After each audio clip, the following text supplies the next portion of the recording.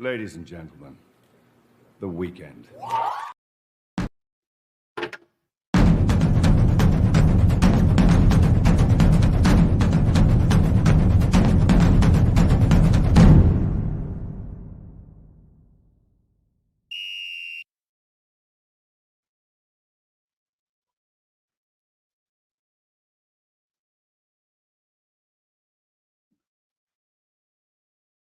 Well, happy Friday, everybody. It's that time again. You got me and Matt here for the Conquest Call-In Show, the only show where you guys drive the show. You, the USC fan, this is your time to shine. Call in, let us know what you want to talk about. We're now into our second week of spring ball. They got the full pads out there popping. Team looking really big. We can get to that a little bit later. But this is about you guys. It's your calls. Remember, this show does not go without you guys. So, I guess you put the number up then. Matt, help if I put the number up. So give us a call here at 888-997-4539, 888-99-RILEY. Let us know what you want to talk about. We've got the big game with LSU coming up in Las Vegas in just a couple of weeks. You go right around the corner, really. You can almost taste it now. There were a couple scares at practice. Well, and there was one really bad piece of news that we received today. We could talk about those injuries as well. And again, anything you guys want to talk about. As always, I'm joined with my editor, Matt. Matt, how you doing? Kind of worried about what happened today. And, well, obviously we'll discuss that. You really, like, this team is not built to handle a lot of attrition and beginning to seep in a little bit. So that's obviously the big concern around here.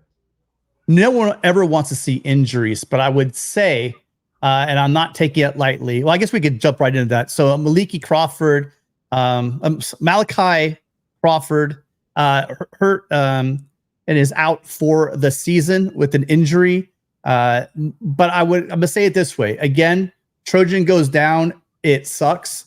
But if you're gonna lose somebody, losing somebody at a position where you have some relatively solid depth at the position is I guess a silver lining for such a horrible injury, Matt.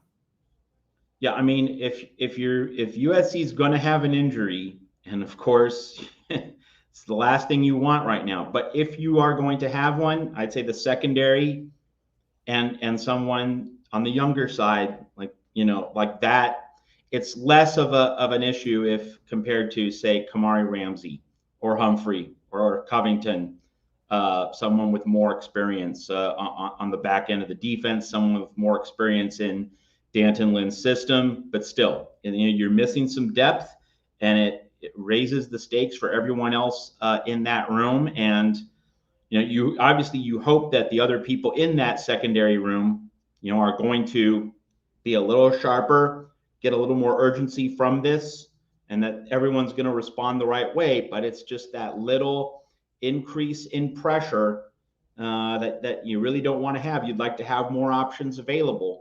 And hopefully this is not going to become a recurring theme. Hopefully USC is going to be able to minimize, the injury impact in camp, because, LSU is truly an all hands on deck kind of game. And I say that not in the sense of USC wants to go deep into its depth chart for that game, but you want to be able to call upon people if other guys either get hurt or maybe aren't as ready, aren't as responsive as you would hope. You want to be able to have, your full complement of resources. So this immediately kind of erodes that.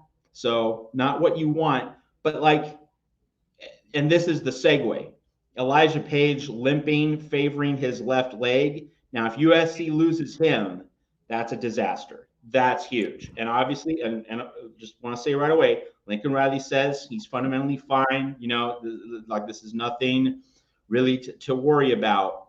But, it's an injury scare. Let's put it that way. It's an injury scare, and you can't lose that guy. And it's interesting that Elijah Page, he was getting rave reviews. And I know Tim's been raving about him in general, but just following what the beat reporters have been saying at practice, they all say, wow, he looks the part. Wow, look at him. Wow, look at how big he is.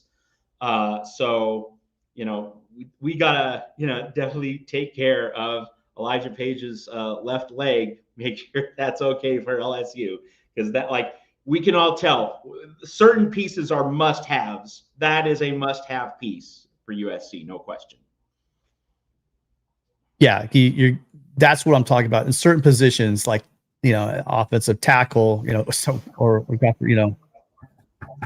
center, or there's other positions, Mike linebacker. I know we have support. I mean, talk about the thing is Rajon Davis, by the way, just a side note. If anyone saw some pictures, someone snapped a picture of him, I believe it was from yesterday, without his, some of the guys come out in their pads, some guys come out without their pads. And Rajon just looked really big. And, he's hungry to play as well. But back to Malachi, just wish him the best. He's, again, one more small silver lining. Again, he is just a redshirt freshman. But, my goodness, I've been really wanting to see what he could do, because we talk about our tall, we talk about our 6'2" John Humphreys out there, right? But when you talk about 6'4", kind of your freakish, kind of a freakish height for a cornerback, I'd love to see what he could have done this year. Wishing him the best. Hope for a speedy recovery for him. But we have our first call. So, caller, what's your name? Where are you calling from? What's up, guys? This is Christian from Mission Viejo. Christian, usually we get you the end. You're going to the beginning, and that makes me think you probably have a couple questions for us. How you doing, Christian? Yeah, I'm excellent. Thanks. Got off work a little early today, so I'm glad to be the first one on. Awesome. All right. Do you have any comments, or do you just want to go straight to questions? Honestly, quick comment, and then I'll go into the questions. I looked over the Notre Dame schedule again. I know I mentioned last week that they scheduled a bunch of cupcakes, and I was thinking after the call that they did have a little tougher schedule this year. I'm still thinking the same thing. It looks pretty weak, not gonna lie. Overall, yeah, they do. I mean, we should pull it up a little bit later, Christian, but it is not demanding. Let's put it that way. Yeah, and that's what we go to this 12-team playoff, and it might be why Notre Dame doesn't want to go. Look what USC's facing this year, right? It might be the reason why they're avoiding going to a major conference, because the odds are, looking at that schedule, if they get solid quarterback play, their defense is going to be good. They pretty much are a shoo-in. Do you know what I mean? They're pretty much a shoo-in to get to 10 wins. And if they get to 10 wins, yeah, they're going to backdoor their way into the playoffs. Absolutely. For sure. And they may be a very good team as well. Hold on, Christian. I don't want to. They might actually be a very solid team this year, but I'm just saying the schedule really lines up. And one more last thing is what's unfair that Notre Dame is staying out of a conference is if you're in the SEC, if you're in the Big Ten, the SEC, you're playing 8 very solid games against your conference. In the Big Ten, you're playing 9 conference games. Whereas, yes, they're playing they're playing FBS and some Power 4 teams, but the level of play they're going to have a lot of rested guys at the end of their 12 games, where a lot of teams in the Big Ten, SEC are going to be beaten up and kind of tenderized. And if they're not, injured and off the field, they're not playing at 100%. Well, again, that's another advantage you have when you play either 8 conference game schedule, or if you get to schedule your, whoever you want and roll your way into the playoffs. Yeah, definitely. I mean, just peeking at their schedule right now, it's hard to imagine that more than 3 teams on their schedule would even be ranked in the top 25. So that's kind of, I feel like everybody else is kind of getting a lot harder mix than them. Yeah, without a doubt. And what questions you got for us? The other point to raise here is that if you're Notre Dame, you get all of your TV money under the current NBC deal. Why would you split that with 18, 19 other Big Ten member institutions? Like, if you're Notre Dame, it's a lot like Alabama and Georgia, playing the Citadel or Chattanooga. If you're not getting punished for it, and the dollars and the success are rolling in, really, there's no incentive for Notre Dame to change. Are they making Matt? Are they making as much as they would make in the Big Ten? Well, I mean, they're not splitting the Big Ten TV money with other people, you know? No, I understand that, but I'm saying, but whatever they do make, are they making more than, let's say, if they were a full member in the Big Ten? Which they would be. The Big Ten would move heaven and earth and would give them a rainmaker offer, but like the money's comparable, I would say, with NBC and them not having to split it. So like, why inconvenience themselves for really what's comparable? Like, I don't think that the money would be dramatically different. Let's put it that way. Right. And it's not like Notre Dame's hurting for money. Okay. All right. Yeah. Christian, what do you got? All right. I usually like to have more positive questions. I'll end off with that. The first one, who from that crosstown team do you least like to see line up against us? Like, who do you think causes the most problems for us?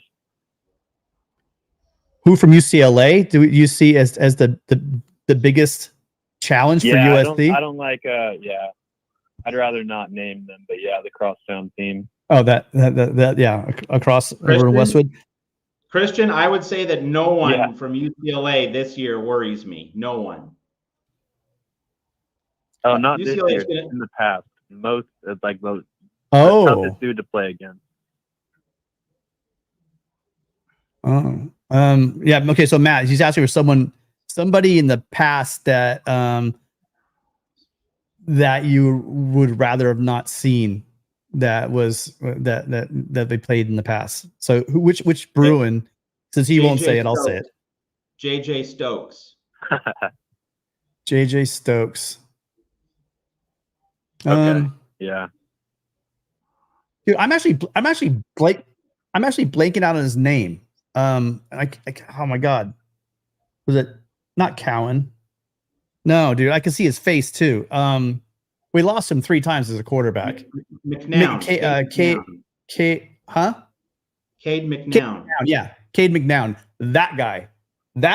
He was annoying. I'll tell you what.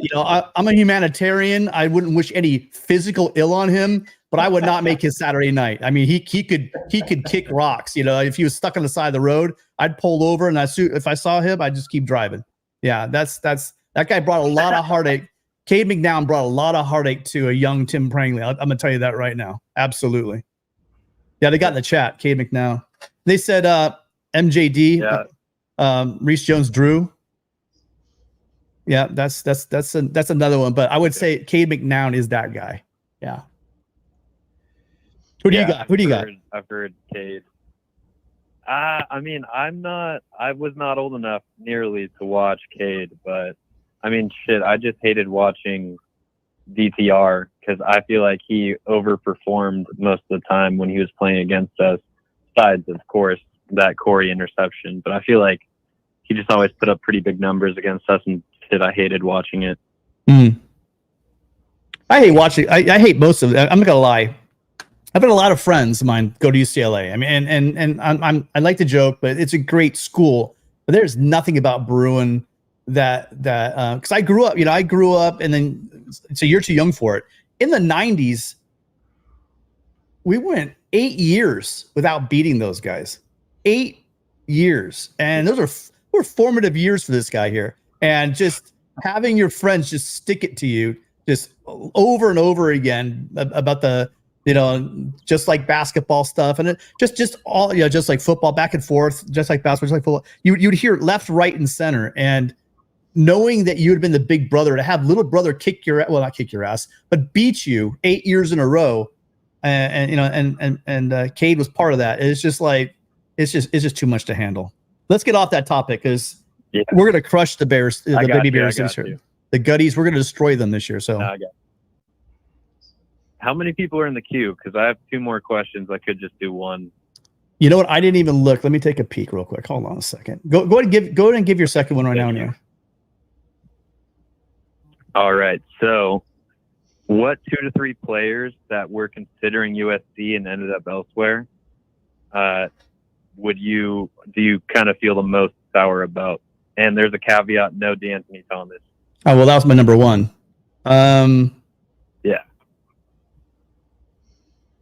Wait, we're talking about past recruits didn't play for USC, upset that they got away. Yes, that we thought there were probably Young. that you thought heavily Bryce were Young. coming. Bryce Young. Huh? That one hurt. Bryce That one Young. stung. That's a really good one.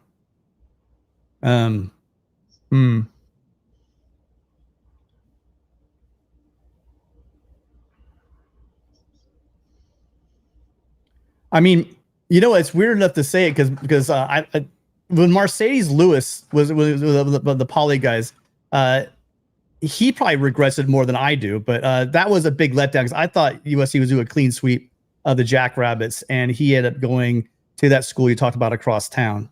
So that's probably another one that's huge. But I'm with you, Matt. That the Bryce Young decommitment was like when we needed that. You know what I mean? When we needed that, like that just helping hand, you know, it was right there. And it just, because the classes seemed like it was materializing, he said, I'm not doing this. And he ended up going somewhere else.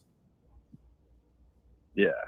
Yeah. But I mean, you took away the one that I would went to right away was that one hurt as well. I figured that one I figured was the most obvious answer. So I had to take that one away. Someone said Jalen Ramsey. Oh, you know what? It was Yep. It was Gabe. I'd say Jalen Ramsey, and I know we had Tua, but I'd also say maybe Max Redfield. Maybe he could have turned things around with his career if he had gone to USC over Notre Dame. Yeah, I remember that one. It's so weird. This is totally true. I used to be really a lot more into recruiting, but I'm telling you, as soon as they went somewhere else, I just almost like, it's like just wash and forget about it. You know what I mean? You hear the names, especially in the NFL over the years, and you go, oh, yeah, I remember that guy. And you're like, oh man, what could have been? Yeah. Yeah, exactly. For me, it hurt watching Bryce win the Heisman. And I feel like, I mean, right now I'm fine where we are with quarterbacks, definitely. But I mean, I feel like we would have had a pretty good shot at DJ if Bryce wasn't committed to us for so long. Yeah, and there were a lot of people questioning why they went after, you know, this is true. And there were a lot of, hey, believe it or not, kids, there were a lot of Helton haters out there. And the whole thing with you know, is you go to DJ Uyunglele, or if you go after Bryce Young, and everyone, especially in my camp, all the Bosco guys are like, oh, what are they doing? Well, I mean, that one is there's still a chapter to be written on that. But right now it looks like, you know, they were barking up the right tree as far as the town out of the can. Let's put it that way. So, yeah. Good, great question. I agree. As always, great question. I'm not sure if my answer is really great, but it was a great question. Thank you. No, I think you had very respectable answers. Thank you. Yeah, absolutely. No problem. You have one more? Yeah, I got one. I'll leave it off on a positive note because those were two. Right. Let's get that out of the. That's right. Yeah, exactly. We'll forget about those. We'll trash them. So, are you confident that there's one or more player from every position group on the roster right now that will get drafted? Not just make a team, but get drafted. On the current team. Yes, sir. All right. Well, you want to run through them, Matt? I mean, we can run through them. So are you talking about, defensive tackles, Bear Alexander getting drafted, right? Defensive ends for sure. Yeah. I'm multiple. I think drafted multiple defensive ends. Yeah. Agree or disagree, Matt? Yes. Okay. I mean, Bear Alexander is a draft quality prospect, no doubt. I think. Yeah. So I mean, defensive tackle right away. He did. Christian, I think quarterback, running back. I mean, you know, well, Woody Marks, scratch that. Woody Marks is a draft caliber guy. Joyner and the other guys in the running back room have talent, but we just haven't seen it yet. But you know, quarterback, like no guarantees about Miller Moss, and then linebacker, just because you know you're going to see fewer guys playing a true linebacker position. You know, there could be some questions there, but defensive back, secondary, offensive line, receiver, those are pretty obvious. So, I think at most of the position groups, there are draft quality players. At a few, there are some uncertainties. I think that's the way to go about it. Like I wouldn't call Miller Moss. I wouldn't call Miller Moss right now a lock. Now, of course, if he has a great season, well, that'll put the matter to bed. But like right now, we don't know. And so I think that's the most honest answer I can give. It's hard at quarterback because we saw what Maeva did at UNLV, but as a true freshman at UNLV. I think it's too hazy. We've only seen Miller in one game. So again, that's also kind of hazy there. That's probably the stickiest. But I'm looking at the athletes at all the other positions, and there's 7 freaking rounds in the NFL draft. To think that the safety room, absolutely, someone's going to get in the top 7 rounds. Corners, that's for sure. I'd even go Matt linebacker. I think someone in that linebacker room is going to, if not again, multiple guys get on. 100%. Because I'm not going to judge the play. I'm throwing last year out the window. And if you look at their seasons they played before they got to USC, there were guys with NFL stamped on them, and now they're gonna have. And one more thing we got to remember, I do think that this scheme is going to make those linebackers. So they're getting a chance to showcase what they got this year. So I'm thinking, yes, I'd say even linebackers. I think we're going to see. I think I would say let me say multiple linebackers. I don't want to call favorites out because there's a couple. There's question marks, but without a doubt, that room has got a couple of guys at least going to the NFL. Yeah, I think the point to underline is that it's not so much we're doubting the players. It's just that there hasn't been enough good film on them yet. That's all. So it's not as though they don't cut it. It's that we just haven't seen them perform consistently at the level needed to get drafted yet. That's all. That's my main point of emphasis. Didn't I mention Danton Lynn's going to showcase him this year? Hey, Tim, I'm never going to forgive you for being such a bootlicker. Never. All right. Well, yeah, I think the athletes we have, like if you'd asked me that same question a year ago, I think we would have had some holes. But I just think with not me, don't take my word for it. Take it some more seasoned beat writers out there that I'm there with in the mornings, and everyone's kind of looking at these guys how damn big they are. You guys, the offensive linemen, the offensive tackles especially, they look like USC they look like USC tackles. They're not just big, but they're big, they're athletic, they're not carrying a lot of crappy weight. These guys really look the part. Now, we got to see it. But off the hoof, whatever the phrase is, yes, absolutely, these guys are NFL caliber dudes, and it's all the way up and down the roster. You're seeing guys are bigger at practice. Guys are flying around. I hope sometime this season we get to see a full practice with pads. That would be awesome. But yes, it's that if there's one thing that's really encouraging, it's the size. It's just the size of the freshmen that are coming in, you guys. They are huge. They're football players, and what Asuba and Wiley are doing are just sculpting these guys and getting them ready for the NFL. So yeah, selling development, absolutely. All right, Christian, thank you. I think we've milked all the questions out of you. I hope you got some more for next week. Oh, shit, yeah, I will. All right, man. Thank you, Chris, for calling in. Fight on, man. All right, before we take our next call. Fight on. Before we take our next call, first off, Jeff Rodriguez, thank you for stepping up big with the $10 super sticker. So Jeff, first in line with a very generous contribution this week. But then that was the lead into, once again, the NIL director of the Conquest Call-In Show here at the Voice of College Football, Adam, with the C note. Adam, we can't thank you enough, and you have locked in a second hour for us. So the tote board reads $110 in the door. So if you want a third hour, $140 more. $140 from the rest of y'all. If you can pony up $140 by 9 p.m. by the end of our second hour, Tim and I are going a third hour tonight here at the Voice of College Football. Thank you so much. And I want you guys and Jeff. I want you guys to always remember this as well. And I can't be more clear when I say this to you. Matt and I have always done 1 hour, and we will always do 1 hour for free.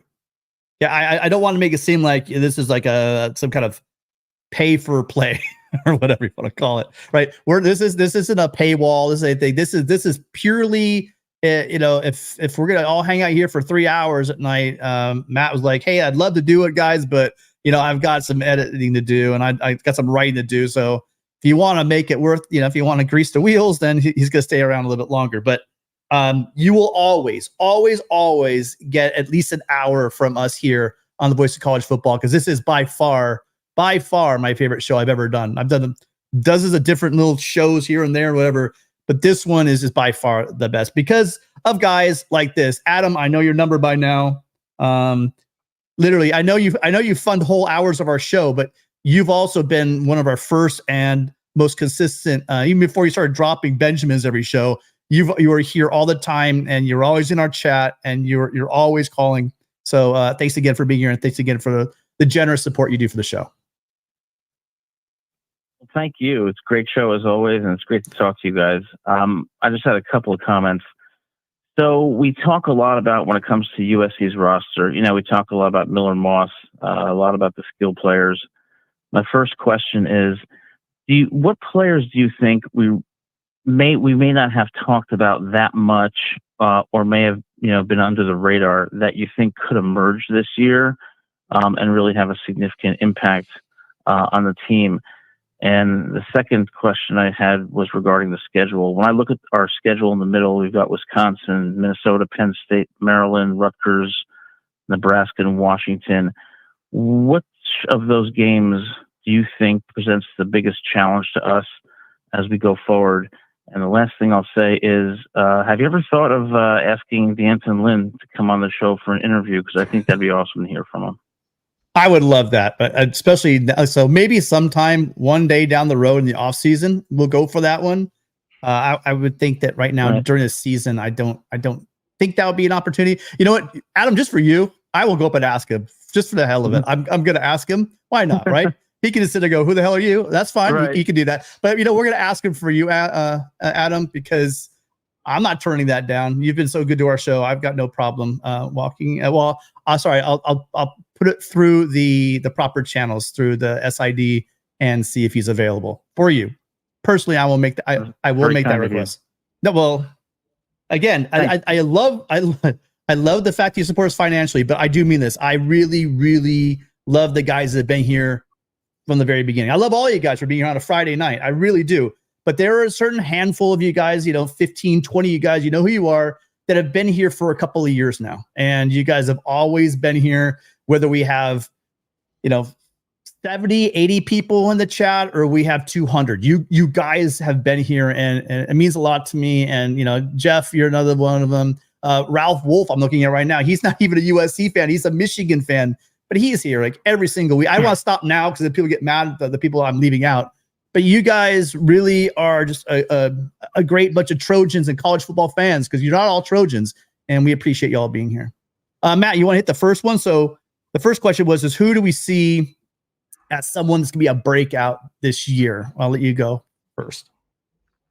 Well, I think that, Adam, in terms of guys who aren't being talked about a whole lot, I think that, the two position groups that really stand out are defensive line and running back. And running back because, we need the offensive line, to be good in order for the running backs to be in the best chance to succeed. Also, the other part is that, as we've talked about in the off season here at the Voice of College Football, that last year was, Marshawn Lloyd, and 2022 was Travis Dye. USC basically went with a bell cow approach in the running back room, leaning on one guy for most of the carries, most of the big money leverage situations, third and short, fourth and short. And it's going to be interesting this year to see if USC finally uses more of a committee by approach. Obviously, Woody Marks is going to get most of the touches, but let's see how they spread it around in the room. And that might allow one of the unheralded running backs and to come forth. And again, we're not evaluating these players. It's more just we haven't seen them get a lot of reps. And will that be a part of the story of this 2024 season, that guys not having had a lot of live reps in big situations, will they get significant opportunities to make their mark? That's going to be a story. And then defensive line, just because Coach Henne, woof woof, is he going to be able to do his developmental magic with someone who's flying way under the radar? So obviously you look at Bear Alexander, you look at Anthony Lucas, you look at the guys who figure to be good, but then is there going to be a guy who kind of sneaks up? And this week in practice, Tim could probably affirm this, but Kobe Pepe, he's been getting a lot of buzz. People are saying how hard he's working, how strong he looks. He could be that guy who kind of emerges from the shadows and gives USC some real added oomph on that defensive front. And really quickly, so a lot of you, it's been reported on pretty heavily. Lincoln Riley basically said that when he got to USC, Kobe Pepe, he didn't know if he was going to make it. He normally you wouldn't hear a coach single a guy out like this, but he said, he was probably in the worst shape of anybody on the team and wasn't sure if he'd make it. And I think that he said he leaned heavily on Coach Sean Nua, I believe. And it just shows you the grit and the fortitude this kid has to say, I am a Trojan. And again, it warms me up because he's also a Bosco Brave. And so, I remember watching him in Bosco, and he was quick, bit undersized, but now he's, now he's a big dude, and he's talking about he's going to plug the gaps. He's going to maybe even guard some double teams and push the line back. And so it would be a huge, great success story if that was the case. If it was, Solomon Tuipulotu is also, Solo is getting some, that would be out of nowhere, right? The poor young, both Pepe and Solo have been injured so much of their career. What a great story it'd be if one of those guys, just either just turns it on and is able to play, or they're that guy who just has a moment, that you could always take with you as a Trojan. There's been so many Trojans throughout the past. Even Corey Foreman had his UCLA moment. Everyone has those moments. I'm not saying that Corey unfortunately wasn't a big impact on the team, but those two guys have been talked about like they might make a big impact on this team. So it would be great to watch those guys. We've talked about the 4 wide receivers, the second-year wide receivers. So I'm going to leave them out, and I'm just going to throw it out there. I think I read your question as who has the ability to have a come out of nowhere kind of thing. I think the fans have been on Mason Murphy for a while, but he's getting a lot of play. And I think it's too easy to say Page or Monheim, but the one guy that has the biggest chance to become a household name because he made a freaks list recently is Emmanuel Pregnon. That dude is strong, throwing up plates. He's just a freak strong. And I think he came in from Wyoming. He probably just didn't have that Benny Wiley factor that Rachel Suba feeding him all those protein shakes or whatever. And now he's ready to do some damage. So he might be that guy. It's so hard to say. And then Matt, you said, I've been high on Quentin Joyner for a while. I think Marion Peterson or Brian Jackson can pop too, but I just think someone with Quentin Joyner, I asked him, what kind of runner you are. Are you that guy? And he said, yeah, I'm that guy. Just, plants my foot in one cut and I go. And then that guy goes, he's got a lot of size and he's got a lot of speed. And I really think that he could impress people. I think Woody Marks would get a lot of play, but I don't know. I've been saying for 2 years. Maybe it's because I've been saying for 2 years, or maybe it's because. Hey, Tim, I'm never going to forgive you for being such a bootleg. But I think he has that ability this year to do something special. So I think everyone's looking at Woody Marks. Quentin Joyner might pop up and do some wonderful things. Oh, defensively, sorry. And defensively, Anthony Lucas. I think that he is also a guy ready to take that next step. Yeah. Okay. And Adam, you asked about the schedule. first off, a couple notes. Nebraska and Notre Dame both lost starting offensive linemen for the season this past week. So that's just kind of thing that's worth jotting down in your notebook, just as a little note, nothing more. But ultimately, you know, I mean, I'm on record as saying the LSU game is the most important game of the season, but I think the hinge point, you know, let's say USC has one loss through its first 5 games. So let's say beat LSU, lose to Michigan, beat Wisconsin, beat Minnesota. That Penn State game, that is a hinge point game, because if you can get over that hump, then you have Maryland, Rutgers, Washington, Nebraska, UCLA, and you could be 10-1 going into the Notre Dame game, and you don't even have to beat Notre Dame to go 10-2, get to the playoffs. So, you know, other than the LSU game, Penn State really is the big one, and you know, Penn State has such a track record of elite defenses, and everyone here who watches the USC channel at the Voice of College Football knows I was a huge Tom Allen guy. Like, I thought if you can't get Jim Leonard, bring in Tom Allen. So Penn State got Tom Allen, and you throw him against Miller Moss. So like that's just going to be a really big test for the USC offense. And it's middle of the season. So like, you know, the schemes, the concepts, everyone's going to know them on each side. It's going to be a pure game. Whereas, you know, the Michigan game, like, you could have a lot of early season anxiety, jitters, guys still trying to settle in. I know that Michigan plays Texas as its big non-conference test, much as USC has LSU, but it's still September 21st. And teams aren't all the way there a lot of the time on September 21st. But on October 12th, yeah, teams should know exactly what they're doing. Let's get it on Penn State, USC, strength against strength. So like, that's really the biggest non-LSU game. I know Michigan's a huge game, but it's more of like an event. But like, in terms of a game, USC really needs to win in order to get where it needs to go. Penn State is the second biggest for me after LSU, and then let's hope that Notre Dame doesn't matter. I mean, in the sense that let's hope USC is 10-1 going into Notre Dame, and that USC, it's not USC has to win that game to make the playoff. That's what I'm trying to say. Yeah. I mean, I'm taking Notre Dame over the Penn State game. Yeah, they have Tom Allen, but they also lost Manny Diaz last year, and then Manny Diaz had that defense just cracking last year. But I'm with you on Tom Allen. Yeah. I just, for me, so many reasons. One of the bigger reasons why I'm really looking and circling that Notre Dame game is one, because of last year. But that, you know, that has nothing to do with that impact of this year. The thing I worry about is that late in the season, is this added depth we think that we found with these young guys, right? Are they going to be able to hold up? Because, you know, it's Notre Dame. Thank God we had them at home, right? We do have them at home, but you know, they're going to have they always have a huge offensive line.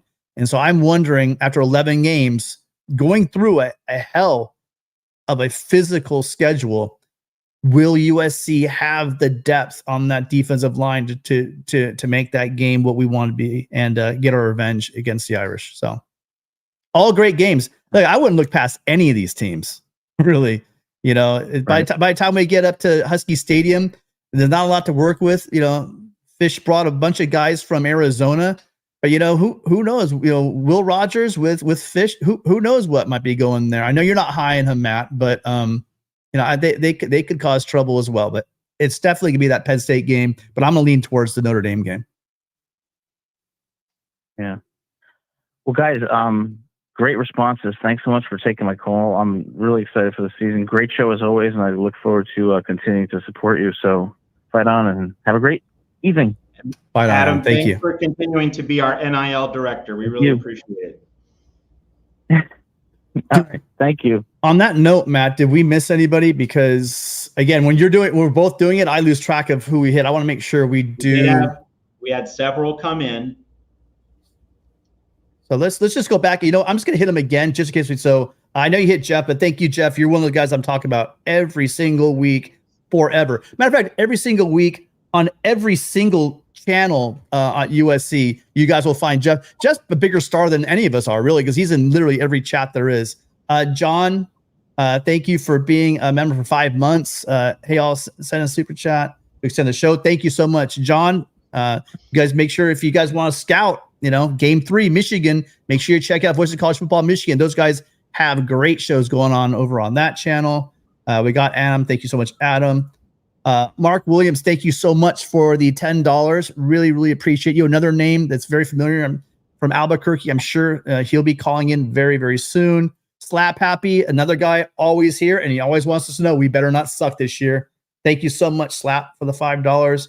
And then Jeff again, thank you so much. Tim C, I'll be in Vegas. Can't wait. I'll be in Vegas too. I can't wait. It's been a long off season. That's all I'm gonna say. Speaking of celebrities, we have another celebrity. There's about 4 or 5 phone numbers I've memorized now, and I know this one. Gary, how are you doing tonight? Hey, yeah, Gary from Dana Point. I'm doing pretty well. I suppose you guys at some point must have heard this crazy story out of World War II, where Hitler didn't really die. He actually found a way to escape. They found him in Argentina, and he was trying to raise up a group of followers. And he said to the followers, "This time we're going to rule the world." As well, one of the followers raised his hand. He said, "Look, I'm not trying to be negative here, but you said that last time. What's different?" And he said, "Because this time, none of that night sky stuff."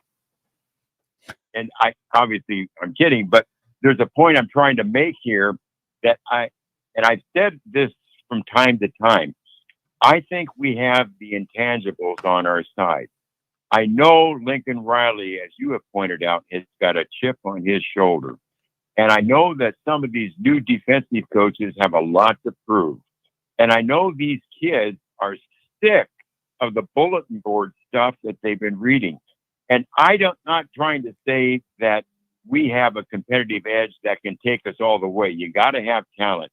But I fully expect, and I'm saying this to be positive to all the listeners and the USC brethren out there, I fully expect us to handle LSU. I expect we're going to take them down because these guys have a take no prisoners attitude, and it stems from the top. Riley feels that way, and I think all the coaches take their cue from him. And I think they're going to be to what was that famous football guy that says we're going to come at you like a bunch of crazed dogs. Well, I think USC is going to do that, and I think we will take down LSU. It will be up to talent ultimately to carry us through the season, but we will start out with the intangibles. And I promise you that I will be on your show after the LSU game, and if we don't win, I'm going to go make myself exposed to whatever ridicule anybody wants to give me. But I am so optimistic because I believe more in the intangibles, at least initially, than I do anything else. And I think we've got them, and I can't wait for the kickoff. So I think we just won a national championship. None of that nice guy stuff. That's right. None of that nice guy stuff from USC. We've had it. We are going to go out there and take prisoners. So anyway, I'm just saying that, not that there's a question here. I'm just trying to say something positive to everybody. I can't wait. I like it. We need more positivity in this Trojan fan base. We are going to kick ass. I'm with you. I'm ready to take the criticism. I'm getting more and more positive. I think it's Gabe from Trojan Blade. It just keeps pumping me up. Gabe thinks we're going to blow the doors off this LSU team. I'm excited. Matt, bring me back down to earth. Come on, bring me before I say something really crazy. Bring me back down to earth. I won't bring you back down to earth. I'm going to set up something you wrote at Trojans Wire about an LSU Wire report on Blake Baker, at LSU's defensive coordinator. So before I hand it over to Tim, hey Gary, the guy who said, "Let's come at it like a bunch of crazed dogs," that was Lawrence Taylor on an NFL Films sound clip. So there was none other than LT. And hey, Gary, we should have you in that USC locker room in Vegas on September 1st. You giving that pep talk, baby? Like everyone would be ready to just run through a brick wall for you, Gary. So that was a great pep talk. But now let me hand it over to Tim. Tim, tell everyone what you wrote at Trojans Wire, picking up on a report from our colleagues at LSU Wire with this game now just about 3 weeks away. Tim? Yeah, well, they were talking about some 5 concerns that they had. One that popped off the meeting and went, I just got like a shudder, like that. I don't know, that hairs go on the back of your neck, because they were talking about how Blake Baker, the new defensive coordinator, puts a lot on the corners. And now when you have corners that you can trust to put on that island out there, right? If you remember, Mekhi Blackman in 2022, you could pretty much almost, it was a first team all Pac-12 corner. You could really do some things. And I think having him back there along with Thule up front, I think really, it wasn't total luck, all of those turnovers that happened. When you have 2 NFL guys like that are really going to change the defense, right? Get home and then also put some pressure on the quarterback from both directions.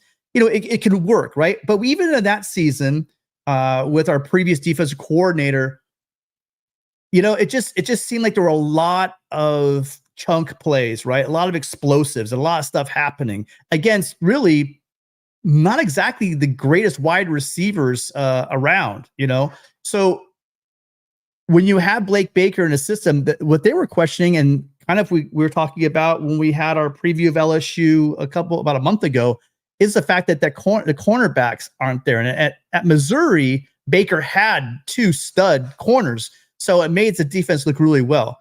Well, their weakness now, it looks like, especially can you imagine them putting their corners and man out on the island with the receivers that we have? I'm really looking forward to see what Lemon and Lane and Robinson, all of them. I mean, Fair, all these guys are going to completely, I think, go crazy in that secondary. I really do, Matt. The question mark is going to be what? Like I've been saying, can we protect Miller? And if they can protect Miller, it's going to be a field day out there in the LSU secondary. I do believe that. Gary, we have people in the chat saying that you're celebrating a birthday today. Is that true? Yes, I am. I'm celebrating a birthday. I'm starting to count in reverse now, but I am counting. It is my 79th birthday. So, wow! Congratulations, Gary. If I had a voice, I would sing for you. Gary, many happy Zachariah Branch kick returns. Many happy Zachariah Branch kick returns, one last Gary. Thing. What's that? Many happy Zachariah Branch kick returns, Gary. Oh, there you go. In fact, I have an image of it right now in my head. If I could tell, I used to do a little speaking to high school teams before their games, and but if I could tell USC players one thing, I'd say, listen, you have a chance to go on that field against LSU, and then afterwards you have a chance to walk off that field and give a 1-finger salute to all the naysayers. And I would say it's up to you guys. You can silence the world by walking off that field with a complete inundation of LSU. And I think we can do it. But anyway, thank you for the sentiments of my birthday. And everybody out there, listen, I could be wrong, but I don't think I am. And believe and have some faith in kids that want to win, and the coaching staff that have to win, and the people around this program that are desperate for a win. So anyway, thank you guys. Fight on, Gary. Happy birthday, and thanks again for being here. As always, really appreciate your support. Yeah, I mean, Matt, you're gonna get all this pressure coming from all of us about how we're gonna destroy LSU. We're gonna convert you, Matt. I know you have your reservations, but we are gonna convert you. Well, hey, I'm taking USC plus the 6.5. But no, I want you taking USC straight up. We'll have you there in a couple of weeks. Don't worry. We'll have to wait and see on that one. But hey, I hope USC gives Gary from Dana Point the best birthday present in the world on September 1st. Let me tell you. Absolutely. Let's get the super chat really quick. Caller, we'll be right with you in 1 second. Hard to tell if this is just the usual preseason optimism or if everything I'm seeing so far justifies my hopes for the playoffs. We just need 10 wins with this schedule and we're going to the playoffs. And you know what? I think it's just as likely as we have 10 2 or less, that we have 3, and then I just don't see us losing many more than that. I really think the depth is finally. I'm going to be the, you know what? I'm done. I'm gonna be super optimistic. I'm Never. gonna go clear overboard on the show because you guys are all getting me fired up. And I don't know, maybe it's just seeing 6'6", 300-pound so and so, 6'4", 315 pounds, just guys walking in front of me. I just think that a lot of my misconceptions and a lot of my crazy, kooky conspiracy theories I had about the interior defensive line, when everyone was laughing at me saying we struck out with this guy, we struck out that guy. Yes, I know we went after them, but I do believe that look, we don't need it that bad, and I think that we're starting to see it, and I hope we see it on is it September 1st? So I'm telling you, when they're in Vegas and we see on the field, Gary, you and I will both be. I hope you go in the game, Gary. I forgot to ask you that because I'll ask you what section. I'll turn around and I will give you a fight on myself because that's going to be a special moment. I really do think SE goes and takes care of business in Vegas. Straight up, Matt. No points. Okay, and there is Gary from Dana Point with a $10 super sticker. And so, tote board, baby, $90. $90 left for a third hour. You get $90 in the door by 9 Pacific. So you have an hour to get $90 in the door. If you do, Tim and I are on here for hour number 3, a 3-hour tour, a 3-hour tour. So $90 in the next hour. That's your mission, folks, here at the Voice of College Football. Some of us were up at 5 a.m. All right. Caller, hi. What's your name? Where are you calling from? Hi, guys. Dave from Iowa. Hi, Dave. How are you doing? Good. In terms of my question today, I was just curious. Do you guys anticipate seeing more, in a sense, oars on the depth chart, and in a sense, having the 2 deep kind of borderline being a 3 deep with a long season, assuming that USC does have that USC does have, a 9+ win season and gets into the playoffs? So hold on. Can I go back to the beginning of your question? So are you saying, do we see the depth, meaning do we see a 3 deep that would allow USC to play late in the season and into a playoff? Is that what you're asking? Do we have the beyond like a 2 deep? Yeah. Mm-hmm. At a number of positions, yes. I would tell you that we got to stay healthy on the offensive line. I know that there's a lot of young talent there, but I do think that if you want to talk about winning and late in the season, if we're talking about beating a Notre Dame, if we're talking about going into the playoffs and winning playoff games, I think that we're going to need to stay pretty healthy on the offensive line. I think we're deep in a lot of positions, but there are going to be some positions where we have guys that are backing them up and they're talented and they're young and unproven, but I have a lot of faith in them. But are we going to be able to play playoff caliber football with those guys? I'd have to say I'm not sure. I think a lot of things have to break your way, Matt, in order to have a run line. I really do. Unless you're stacked like some of these teams have been in the late BCS and the playoff eras, where you just think about the Pete Carroll teams, the Nick Saban teams, the smart teams, where you have just guys backing up guys, depth wise. Are we there? We're not even close to that yet, but we could be. We have a lot of unproven depth. On we talk about corner safeties. I'm even saying at the linebacker position. I think we're solid 2-3 deep at most positions on the defense, which you couldn't say last year. But I think as much as Gavin, I have faith in Gavin Meyer and Nate Clifton, Kobe Pepe, Elijah Hughes. I think that we need also those defensive tackles to stay healthy. Matt, what are your thoughts? Well, hard to know until we see the guys in live action against LSU. It's going to be a formidable challenge. And the other thing to take note of is that there's an open week between the Utah State and Michigan games. And the other thing about that Utah State game, remember, it's a short week. LSU is a Sunday game, Utah State a Saturday game.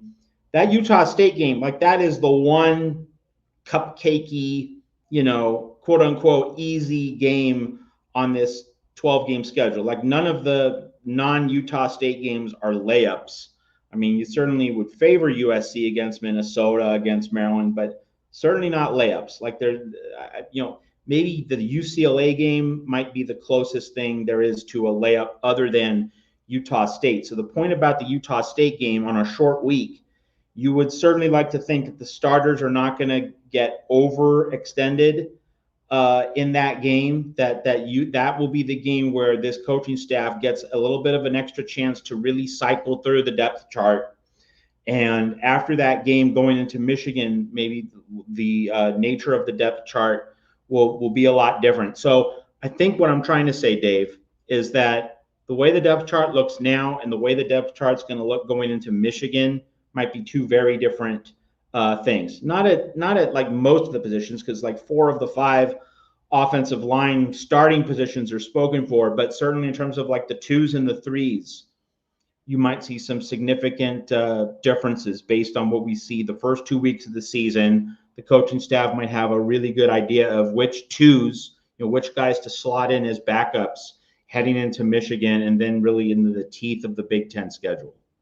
Wait, I'm staying super, super amp positive. What if this is Wild Bunch 3? Then we have nothing to worry about. We can go 4 deep and we're going to kill everybody, starting with LSU. Sorry, go ahead.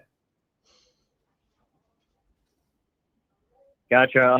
Thanks guys a lot. Another question I have is, do you see a true freshman inside linebacker burning his red shirt this season and gaining that true freshman, and gaining that true linebacker experience in college, even with 4 senior inside linebackers, since we will need experienced inside linebackers next year? Well, they can play without burning it. And I'm just saying, I just talked about earlier, EMA and Rajon, and even Eric Gentry. Desmond Stevens as a true freshman is probably who you're talking about, right? Or like Elijah Newby. Yeah, I think they're going to get them. Mm-hmm. I think they're going to get them some. Of course they're good. Those guys, again, talking about size, talking about ability. Those guys, they look the part. I'm sure they're going to want to get at them on the field and play, but I'd find it very hard for them to play, or the staff need to play those 2 guys that burned their red shirts. When you have 3 quality mics already in front of them. Matt, what do you think? Don't have a really strong answer. I would say that the Utah State game is a game in which younger guys are going to get some reps, especially in the second half. One would assume that USC can get a 21-point halftime lead in that game, and then you give some of the younger guys a chance to cycle through, and you make sure that the starters are really rested and prepared for Michigan. But exactly how that's going to work out, I'm not going to claim to know, because, certainly last year, I certainly thought that, against the softer first half of the schedule, that the coaching staff would try out players at different positions, and that they were just kind of biding their time, and they were going to have the right guys in the right spots for the Notre Dame, Utah, Washington, Oregon gauntlet. That didn't happen. But of course, that was Alex Grinch. That was, a different regime. So not knowing exactly how this new defensive staff goes about its business. I mean, I certainly like the general approach and what I'm hearing, but until we see this system, this scheme, this operation unfold on the field, hard to really make a finite call on that. Yeah, good question. I mean, they're going to get them out there. I think there's going to be a lot of games. I mean, I'm not sold on. If you watch some of the, can't watch them anymore. The what they call it, the Sims that are going on here on this channel, where we're scraping out games against the Scarlet Knights and the Terrapins and the Gophers. I don't see that happening. I think of those 3 games I just named, I think there might be a couple runaways where SC is going to get some players in as well. But yeah, definitely, like Matt said, Utah State, just like we saw with San Jose State last year, right? You're going to see the young guys get in and get their time in. But I think there'll be more games for that this year because of the depth and the improved defense. We're not going to be in I don't believe we're going to be in shootouts. When you have that situation, and you have a team that's scoring, and you can keep the other team from scoring. Imagine that. it allows for you to get the young guys onto the field. So I see more of that. And I'm getting too negative, so I got to switch it up again. Anything else you got? Nope, that's it. Thanks, guys. A lot. Or fight on. Fight on. Thank you so much, Dave. All right, that opens up a line, and we have an hour. We have an hour still to go. Oh, that was quick. Did we got all the super chats? We did. And by the way, there's one more. Payday all day. I hate you. I'm not even sure. How can I hate you? I don't even know who you are, but I doubt I hate you. What was one more we missed? Jeff came in with a third $10 super chat. Jeff, thanks again. Thanks so much. Jeff, when are you? I'm calling you out, Jeff. Could you please call on the show? Love to hear your thoughts. Love to you call. I think you've called in one. Correct me in the chat, Jeff. You've called in once. I think listen, Jeff can do whatever the heck he wants. Everyone loves money. Oh no. You know what? Keep your $10 and call the show. I want to hear from you. But we do have another call on the line. Hello, caller. What's your name? Where are you calling from? Better be Jeff next. It's Jackson Johnson from Meridianville, Alabama. How you gentlemen doing tonight? Jackson, nice to hear from you. How you doing? How are things at Jacksonian doing? Oh, doing pretty good. Just staying busy. I recovered from, apparently I had COVID, so I recovered from COVID nicely.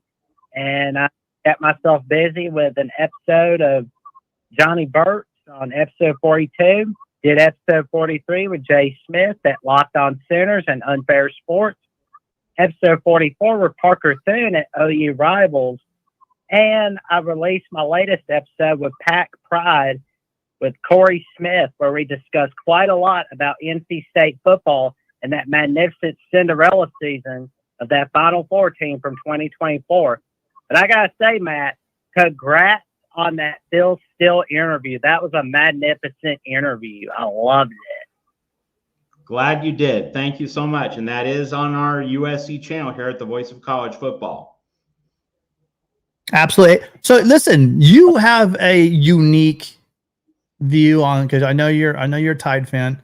What do you think about the fact that Gary and I are saying that we're going to blow the doors off of the Tigers? I hope you do. I hope USC blows the door off LSU.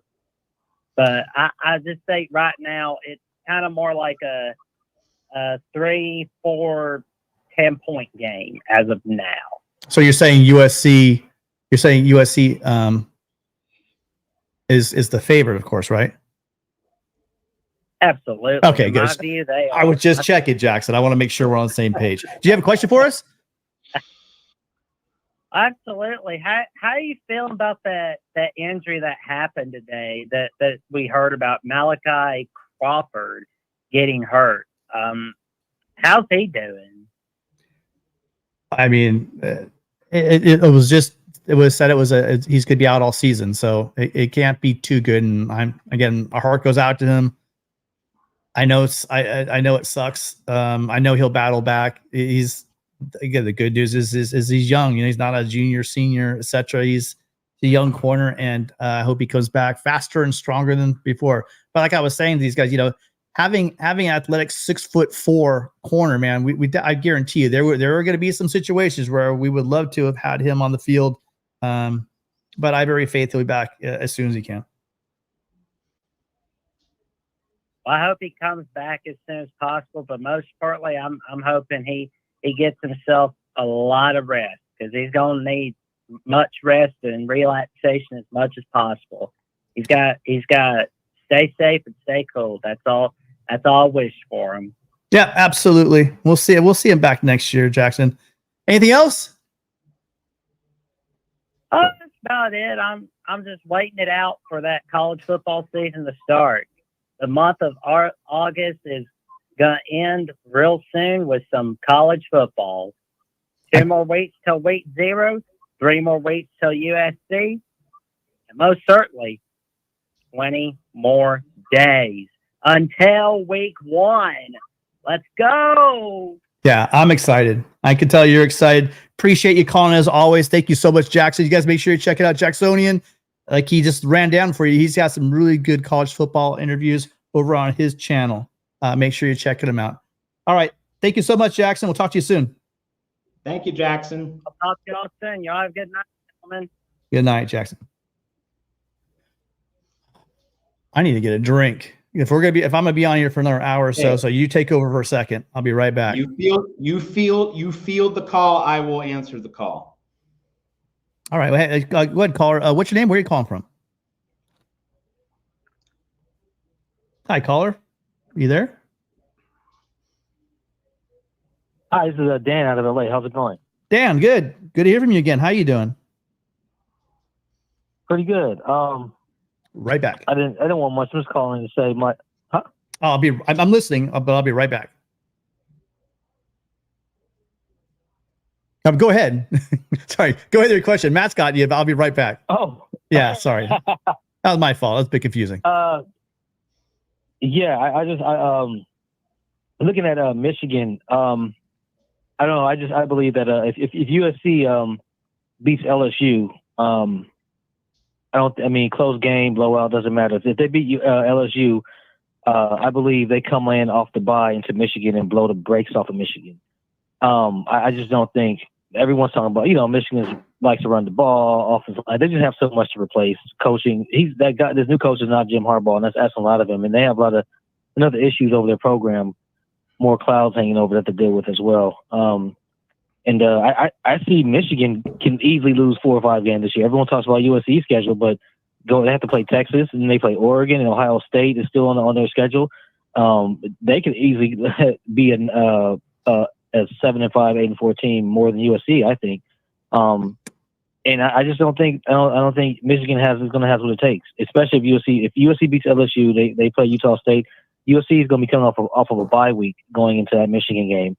A lot of time to prepare. Deontay Lynn, I think, is the next up and coming guy. He's going to be that dude either in college football or he's going to go to the NFL, become defensive coordinator.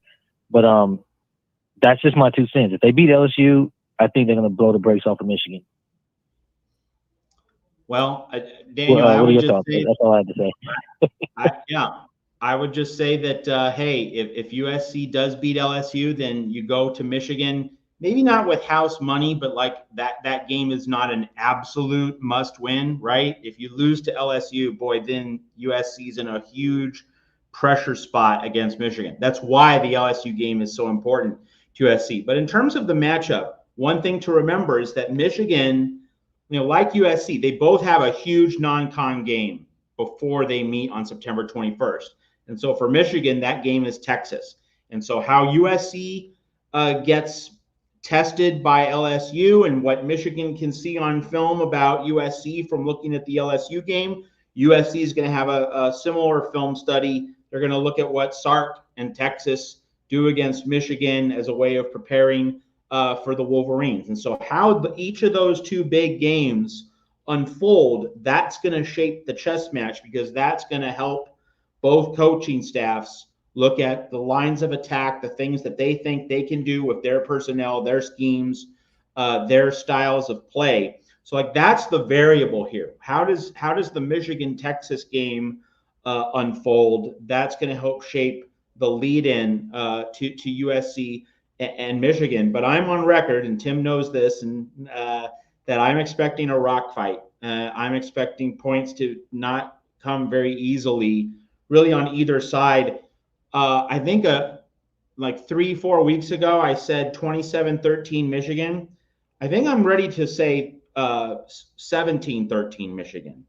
I think that the more I see, the more I hear about Michigan and that offense, the harder it is going to be for Michigan to score. And if Michigan does score high 20s, low 30s, it's going to be because of a pick six, or a defensive score, something like that. So I actually am downgrading Michigan's offensive output, but I still think it's going to be hard for USC to score, because that is going to be the best defensive line that the Trojans face all season. It's going to be on the road. It's early in the season. I don't think the offense is going to be humming at peak efficiency. Can USC's defense make game-changing plays? Can USC's defense get takeaways from Alex Orji or whoever is quarterbacking Michigan, like the defense and also Zachariah Branch on kick returns, they're going to have to make some splash plays to really change the equation, I think, in order for USC to win that game. Tim? You threw me there, Matt, because when you started talking about Michigan outscoring some team, I thought you were talking about Texas. And at the end there, you threw in USC. It just totally confused me because there's no way we're losing to Michigan. So I'm on the bandwagon. I am going full tilt. But I will say this with LSU and with Michigan and with Penn State, I gotta say all three of those teams have flaws. All three of those teams have stuff you could look at and traditionally say, I mean, brand new coaching staffs, you know. So LSU, both new coordinators, right? They promote someone within the quarterback coach, right? As OC. Do you know his name? I don't even know his name, Matt. Do you know? Here you go, Matt. Can you name the OC at Louisiana State University? Anyone in the chat, quick. Let's see who knows. See, because I know he was the quarterbacks coach last year. So you have two new coordinators coming in, right? And then you look at Michigan. They got, you know, I know Sharon Moore's coming up, and it's a lot of the players are there, and defense is gonna be solid and returning a really solid defense. But then you also look at Penn State. You know, we just talked about. I know you're big on Tom Allen, but you know you're moving on to a new defensive coordinator. There's questions. You know, is Aller ever going to evolve into that guy? I know they got a good running game, but can they complement it with a passing game? These teams have flaws, and if USC is a team that I think they are, they should beat these teams. I'm just going to say it. Going into the Big House, that's a huge ask. Now, that defense is for real, but I'm not sold on the offense. And like you're saying, scoring. But I think USC's offense is a hell of a lot better than a lot of people think it is. In all phases of it. And then it's just going to come. Can that offensive line come together? We know they're a lot bigger. Can they play together? Can they play with consistency? That's something that Coach Henson was talking about a couple of times over the past couple of weeks. Just wants to see that consistency. That's what we want to see out of Alani Noah, you know, at right guard. They want to see consistency. They want to see consistency out of Mason Murphy. If we get that consistency on the right side of the line, Matt, I don't see anybody on the schedule who could beat us. I think we just won a national championship. So there you go. Yeah, I'm high on it. Don't forget USC has a whole bye week before they play Michigan. They can't downplay that. That's a whole extra week for defense and offense to prepare for that game. Well, again, great point. What do you think about that, Matt? I need to put this phone over my eyes because the sunshine pumping is getting a little intense right now. There's no sunshine pumping here. This is reality. That's got to get people to believe. So much negativity. We can't do this negativity anymore, fans. We got to bring this up. The season's upon us. Hey, listen, fans for fanatics. So you got to roll with it. Sometimes, no, hold on. Let me ask you this question, Matt. You think it's so I'm sitting here right now. We're weeks away, right? We're like what? Like 5 weeks away. And I'm saying to you that USC is going to go into Ann Arbor and win. Are you saying that's just an impossible ask? Are you saying that just can't happen? No, but you said there's no way USC loses to Michigan. That was the comment. I think we just won a national championship. Because I got to go full bore, but I didn't say there's no way. Okay, well, okay, sorry. If I did say that, I was pumping a little bit. Okay. But what I will say is I'm feeling more, much more confident than I was at the end of spring, let's say, about what we have going on that defensive line. Like same here. I feel more confident about the Michigan game than I did a month ago. I still think we're going to lose that game, but I think it's more gettable now than it was like a month ago. Because, and do we know for sure that Sharon Moore is going to coach that game? We don't. Who knows if there's going to be a punishment, for the a suspension, for what's been going on in Ann Arbor. So we don't know that for a fact. And that's hanging over Michigan's head, and you don't know how that's going to affect Michigan. So it's a set of variables. I still think USC loses, but I'm not as convinced USC loses now compared to early July. I will say that. Yeah, Gerardo chucking rum at us, you guys. you guys see him, make sure you go get your rum because he's throwing it out tonight at the LSU game. Make sure you check it out. Hi, caller. What's your name? Where are you calling from? This is Kyle from Utah. It's called last week. Yeah, Kyle. I remember. How you doing? So, but I just wanted to. I'm doing good. Hope you guys are doing well. Seems like at least Matt's a little bit more, or not Matt, but Tim's a little bit more happy because it's a great team we have. But the one thing first things first though, Matt, I'm kind of disappointed that you said that USC would go into the half against Utah State 21 points. Come on. I'm in Utah. Utah State's going to be really bad this year. And going into the half, they'll probably be about 35 points. USC is probably going to come out of that game north of 50 to 60 points. And so that's how bad Utah State's going to be this year. Just to get that cleared up for you. But the one thing I really want to point out with the weight gain for all these players that we have and the builds is we have to remember that they're not just gaining weight, they're gaining weight on a ratio. So Bear last year was 300 pounds, and now he's at 315. Well, the ratio comes in is if he lost 10 pounds of fat, then he actually gained 25 pounds of muscle, not 15 pounds of muscle, if that makes sense for the ratio.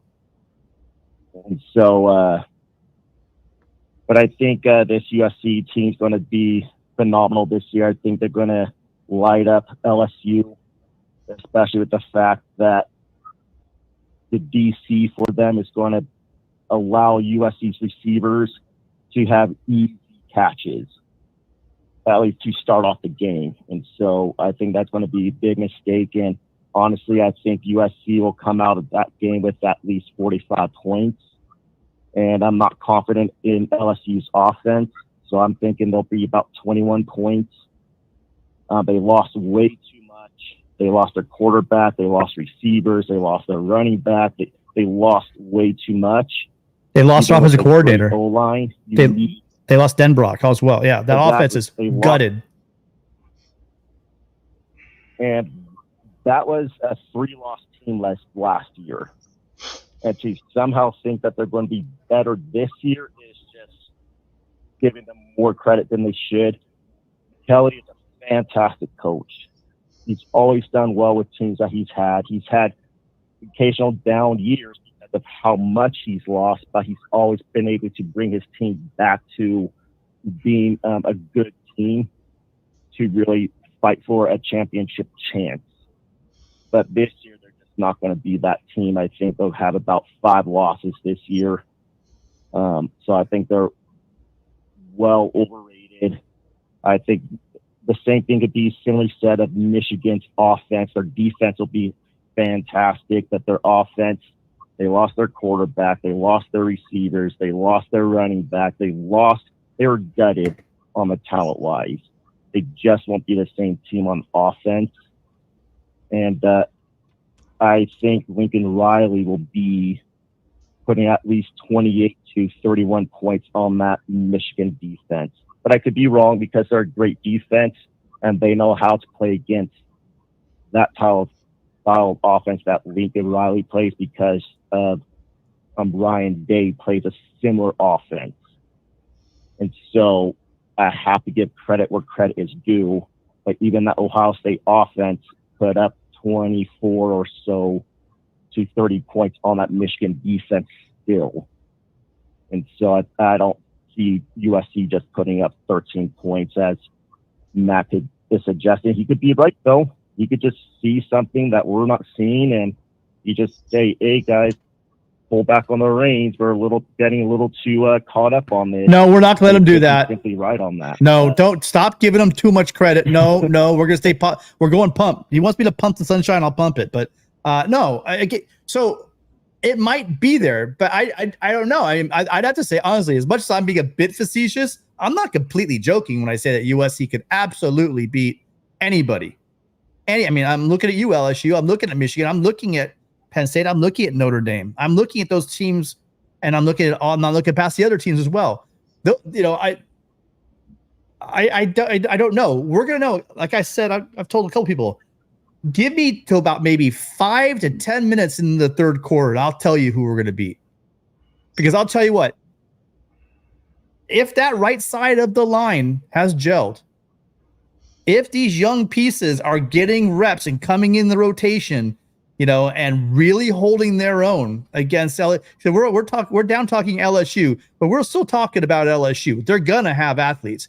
If our lines are holding up,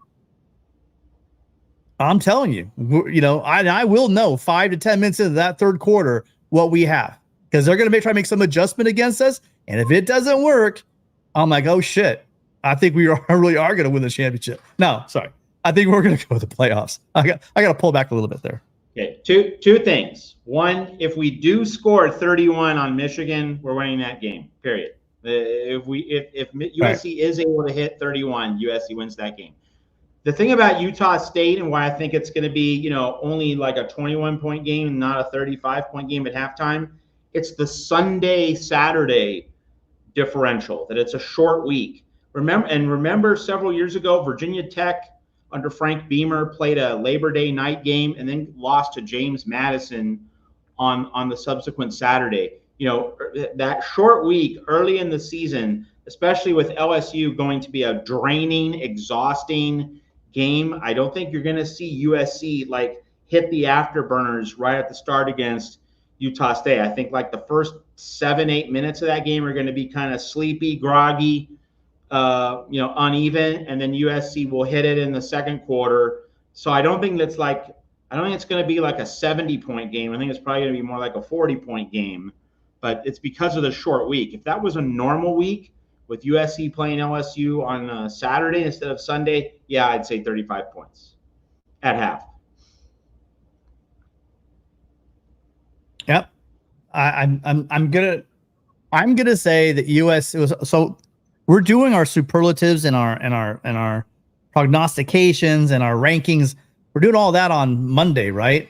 I sure hope he gives us, a little bit of time. I mean, I'll come in with some stuff, but usually on these shows, people have time to think about what they're going to say. We like to go off the cuff all the time, but yeah, that's for stats, player stats, and team stats. All right, maybe next week we should probably do. Just as a piece of, Just as a piece of further information for Utah State, they lost their head coach. He was fired. Yeah, I wrote about that. Not because he was a bad coach, it's best some other things. And so it's going to be a new head coach with his own ideas and everything else.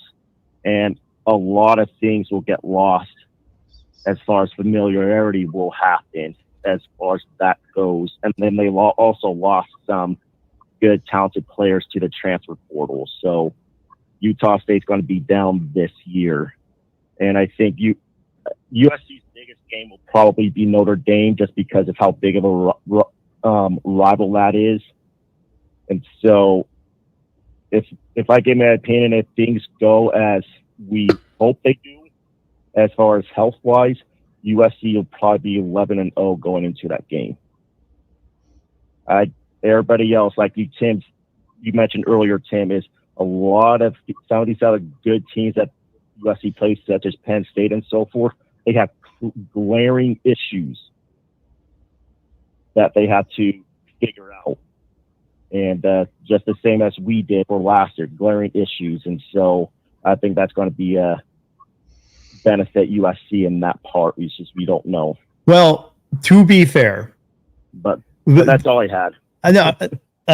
I actually really appreciate that, Kyle. But to be fair, they have apparent glaring issues, just like USC. Really, to most people, have some issues they got to work on both of their lines until they show it. I mean, who knows? Like the corners at LSU might come out and just be locked down and like oh crap, here we go. It's going to be a slugfest, right?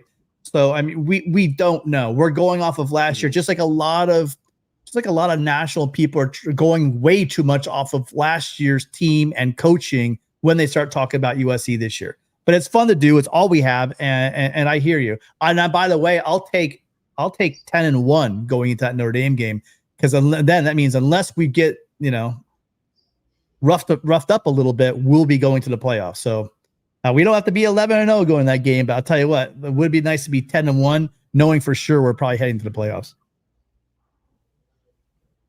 Absolutely. All right. Well, listen, Kyle, thank you so much for calling. I appreciate your call and hope you call in next week. Okay, thank you guys. Have a good one. All right. Fight on. Okay, before Tim takes the next call, want to call your attention to the bottom of the screen. See that ticker? Extra Hour contributors, we're recognizing all of you and thanking you for your generous support here at the Voice of College Football. And if you can see on the ticker, $170 raised. That means if you want a third hour, you have half an hour. It's 8:30 in the West.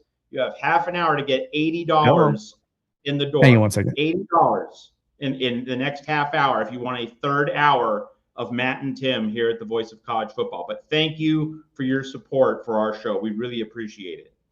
Got a really special caller on right now. This is a number I recognize. It's my dad. Dad, how are you doing? Thank you for finally calling. It's been a long time since you called, Dad. What's on your mind? Well, I've been letting you guys go because you didn't need me. You guys have been like steamroller already. I just want to call and wish happy birthday to Gary. I'm only a couple of years behind you. It's come up a couple of days, so it's nice to have company. And I'm not the old man actually, because you take the cat. Just want to say we're Trojans, guys. We're going to play the best to be the best. I'm quoting Coach McKay and his sidekick, Coach Robinson, with that one. Just have a lot of faith. We're going to have a good season. Fight on. Oh, dude, see, Dad, now I'm going to the top. You shouldn't have done that. Fight on, Dad. Okay, so 12-0, 12-0. I think we just won the national championship. My dad's got me hyped up. If there's going to be any guy, my dad is the most positive human being on the planet. And I'm telling you, he's not a sunshine bumper. If my dad's calling it, I got to get in line because he knows more football. He's forgotten more football than I know. So love you, Dad. Thanks for calling. Appreciate. See, we got to work on Matt, Dad. He's got to figure it out. We got it. We've already figured it out. Hi, caller. What's your name? Where are you calling from? This is Angel from Los Angeles. Hi, Angel. How are you doing? Haven't heard from you in a while. Doing fine, thank you. A little bit of a health problem, but I'm fine now. Oh, glad to hear that. Thank God. What's on your mind? Well, I just want to remind our fans that our team really needs our support, and our team has been behind by the national pundits and even by some of the local pundits here. And I think it's really, really important that we support our team. And I really appreciate, your boldness. And this is what I believe, okay? I believe that we're going to beat LSU and Michigan because those are respect games. Right now, we don't have respect nationally.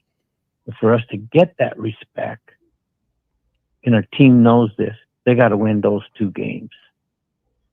And I think that our team is young, but I think they're going to show out. I think they're going to play their best games in those two games. And I think that we're going to prevail. Now, the other thing is, all this talk about 20 points, 21, 31 points, toss that to the side. If we win by 1 point, that's all that matters. A win is a win. We don't need to be talking about style points at this point. We just need to be talking about winning. Because if we have these two wins early in the season, everything changes for our team. And our team really needs these two wins in order to change the narrative, but also to build a confidence for the rest of the games this season. And I truly believe that this could be like season one. We could be 10-2, 11-1. I believe that this can be a breakout season for USC. It all starts So with keep one. the faith. Sorry, Yep. Angel, go ahead. Sorry about that. It all starts with the first game, LSU. I don't care if we win by 1, but we win. And Utah State, Matt's right. It's a short week. I don't care if we win by 7. I'm fine with that. A win is a win. And then we get ready. We have the off bye week. We get ready for Michigan. We prepare. If we beat Michigan by 1, I don't care. And if we're 3-0, we start the season 3-0, we get that respect nationally that we deserve. And for us to win, our defense is going to have to play well. Okay. And I believe that that will be the difference. And I believe that once that happens, the narrative is going to change nationally. And then all these naysayers, they'll be jumping on the bandwagon. And we'll be on our road to a great season. I want to thank you guys for all your hard work and your preparation. I truly appreciate it because I know going on this show, you guys do a lot of prep. You know, Matt especially, and both of you guys, Tim. So my hat's off to you. I appreciate your professionalism. So keep it going. Keep the faith, my brothers, and fight on. Thank you. Fight on, Angel. Amen to all of that. And like I said, I've been a bit glib up here and joking about blowing doors off people. I'm with you. Just survive in advance, win, and that's how you shut people up. I think that's, you know, I'm up here goofing around, but I'm pretty damn serious. But I think that Angel comes with a very sober note. These national writers and these people are just popping off all they want. You know, USC goes out there and shows them a defense. Dan Lynn shows them a defense. This defensive line shuts a lot of mouths up. It's gonna be a great day in Troy, and I'm gonna be excited to see it. I think it could happen. And by the way, Gary, it's Papa Prang, but I guarantee you can call him Tim. I think he'll be good with that because he's a big Gary fan, so he's okay with Tim as well. Matt, your thoughts on Angel? I think he brings a lot of good points. You know, I mean, like tonight turned into optimism night here at the Voice of College Football on our USC channel. And, you know, I think one of the central points to kind of re-emphasize is that, you know, LSU and USC, they're in the same boat. Like LSU is going through so many of the same things that USC is going through. And I really don't understand how you arrive at, I'm not talking about you, Tim.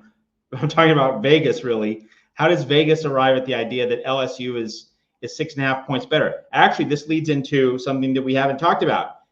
We talked about it on Monday, but with Mark Rogers, but we haven't talked about it tonight. LSU number 12 in the preseason coaches poll. Yeah. USC 23. Like what makes LSU 11 spots better than USC? I'm not arguing with LSU being rated above USC. I'm arguing with LSU being 11 spots. 11? Really? But again, before anyone gets mad about that, I love it. It's free motivation. Like it doesn't cost USC 1 cent of its NIL program to be ranked 23rd and LSU to be 12. Like this is just, you know, slap it on a bulletin board and drink it in and let it marinate before September 1st, Sunday evening in Las Vegas. Like this is just free motivation for USC, puts more pressure on LSU's back. But like that is just wild that LSU is getting all this SEC love and deference when, you know, LSU has not been a better program than USC the past 2 years. That's just an empirical reality. I mean, LSU had a better season last year, but in terms of a 2-year period, USC played for a college football playoff berth. LSU did not. USC, you know, had an 11-win season. LSU did not. So, you know, USC's had the higher end achievements in the first 2 years of Brian Kelly in Baton Rouge and Lincoln Riley in Los Angeles. So, hey, free motivation for USC, and I'm loving that. Yeah.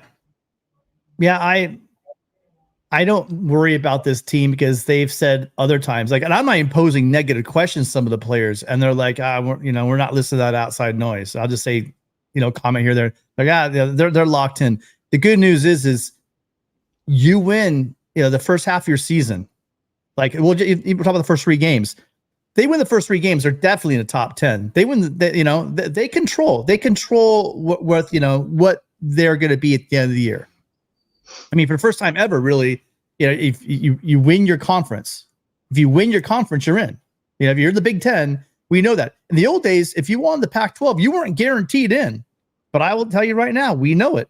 If SC wins the Big Ten, they're in. If USC beats LSU, Michigan, and Penn State halfway through the season, they got to be a top 5 team with the inside track to the Big Ten championship game. Just win. I'm sure the coaches and the players wouldn't want it any other way. And so it's as much as people look at this schedule and say, my God, look at the schedule. Okay, but it's out in front of you. And now with the new playoffs, if you win your conference, you're in. And quite frankly, with this schedule, they win 10 games, they're in as well. So I like the way it shapes up. I think we don't have any calls. That's it's pretty good. Got about 17 more minutes. I was just gonna say one last thing. Yeah. The reason why LSU is ranked so high and SC is ranked so low is, again, that's the SEC bias that's built in the ranking systems. And I can tell you right now, our team is better than a lot of the SEC teams. Okay. And we just haven't proved it on the field yet, but we will prove it on the field.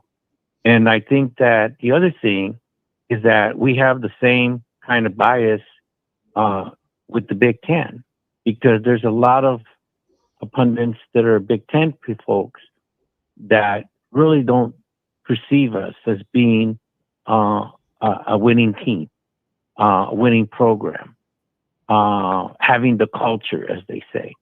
And I think that this season we're going to prove them wrong. We're going to prove that we have a team, we have a culture, and that we have developed our players. And let's face it, I mean, this season, we're going to rely on a lot of young players. And but these are players that are coming in, 4 and 5 star players. I mean, these are not run of the mill walk-ons or something. So we have great athletes on the line, both offense and defense, in the skill position. So I really believe, as you said, Tim, that by the middle of the season, I think we'll be in the top 10.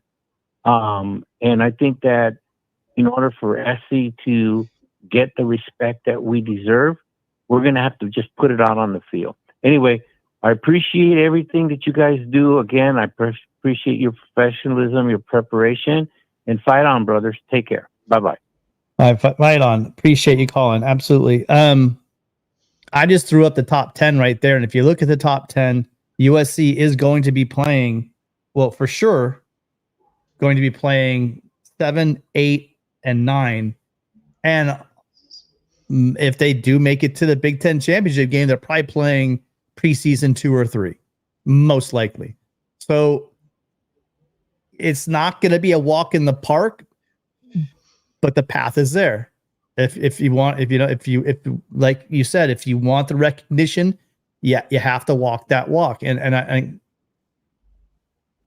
early on, we're going to know. I can tell you guys, remember I said this, think about how you're feeling about, 5 to 10 minutes into that third quarter, about how our lines are playing. Not how many points we've put up, but how well and how our lines are playing. I think that's going to give you a really good idea of what we have to look forward to. So I don't want to put too much on 3 quarters of football, but I mean, I think you have a really good idea at that point. If we fixed some of the things that we needed to fix to be the team that we all think that USC is. Hi, caller. What's your name? Where are you calling from? Hey, this is John from Detroit. What's happening, guys? Hi, John. Good. Great to hear from you again. Yeah. Yeah, man. I just busy doing a whole lot of stuff, and then I saw that you guys had changed the time, but then you kind of went back. So, and it's funny because I thought, you know, when you changed the time, because I do go to bed at a certain time, being, you know, with Eastern Standard Time. And my son, he listens to the show a lot, so he was telling me, he said, yeah, man, they changed the time back. I said, oh, okay, that's cool.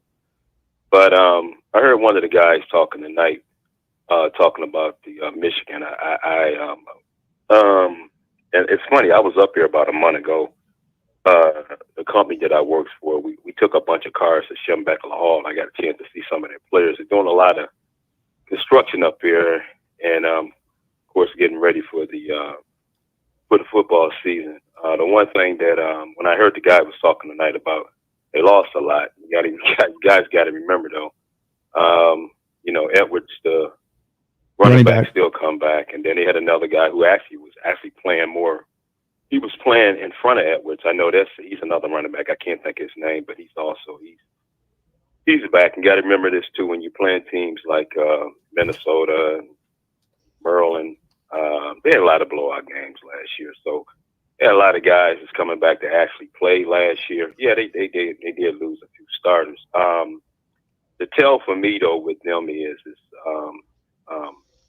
I just want to see the Texas game because of Texas' quarterback. Now, I know Texas, they lost a lot of their wide receivers too, so I know that they're going to be breaking in a lot of new wide receivers. But you know, they got the type of quarterback. He gets rid of the ball quick, and I know Miller Moss is the same way. So that'll give me a little measurement on exactly how we're going to do offensively, because I really don't think there's anybody in the country really that can stop our receivers.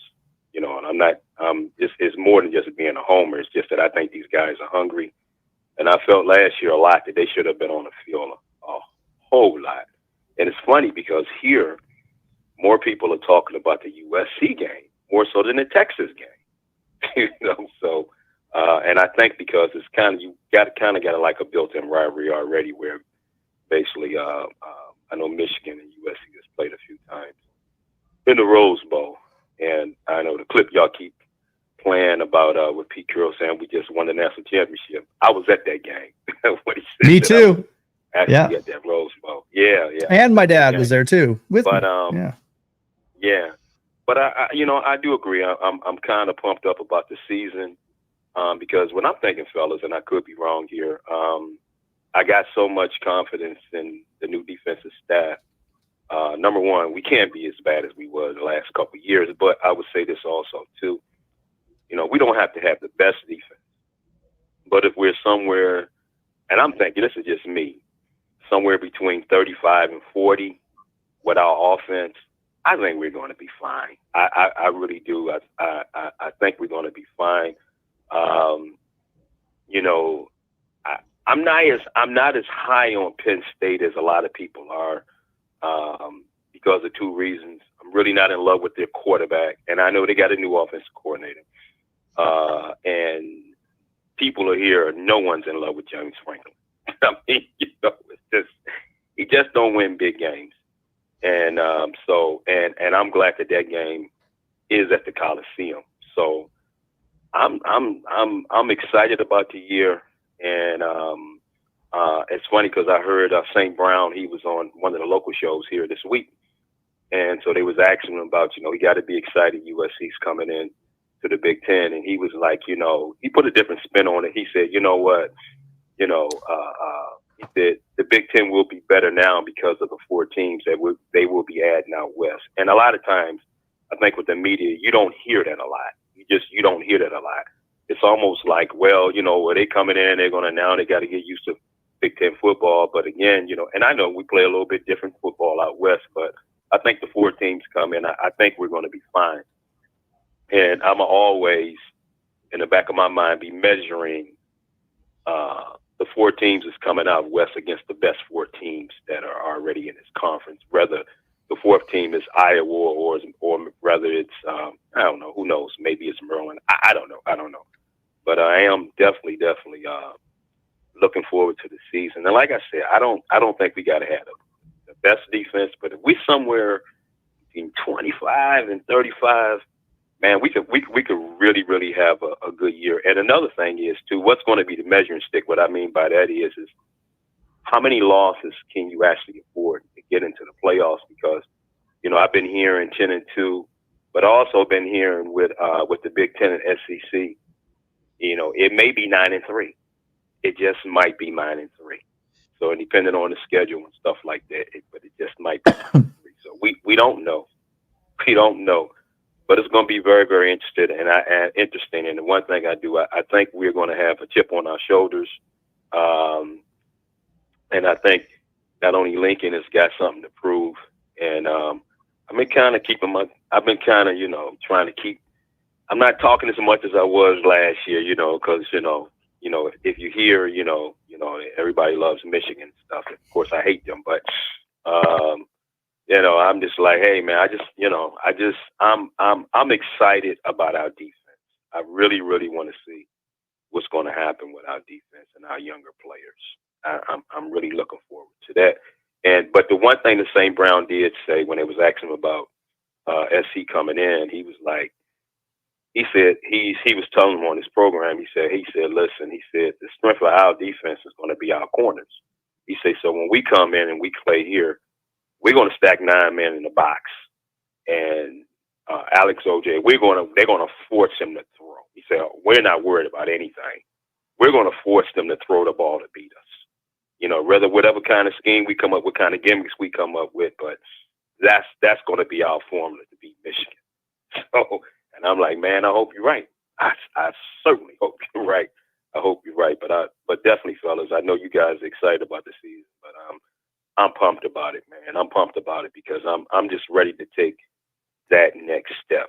I really am. I'm ready to take that next step. You know? Matt, what do you think? That's all I got tonight. No, hey, listen, I love literally, like, again, everything you said. I'm in tune with, but I want to hear Matt, and I'll follow Matt. Well, I think the interesting point is, you know, will 9-3 be enough to make the playoff? Now, you know, before the season begins, it's really hard to say it, but you know, if you were just to ask that question generally without knowing, you know, how the plot points and the plot twists unfold during the season, you would probably say no, that 9-3 is not likely to get in. But I will allow, you know, like there is a possibility. What if there's a log jam involving several teams, and USC's right there with a win over LSU, a win over Penn State, and a win over you know, either Michigan or Notre Dame? Like, that could very plausibly get USC in. If we're thinking about 9-3 getting into the playoff, what would that mean? That would mean that the second place team in the ACC, Florida State, Clemson, you know, is 9-3. You know, because the ACC second place would need to be better than 9-3 to have a chance at an at-large bid. You would, if Ole Miss and Missouri both lose 3 games, you know, if both of those teams fail to go 10-2, that would put USC in play at 9-3. And then, of course, Penn State itself.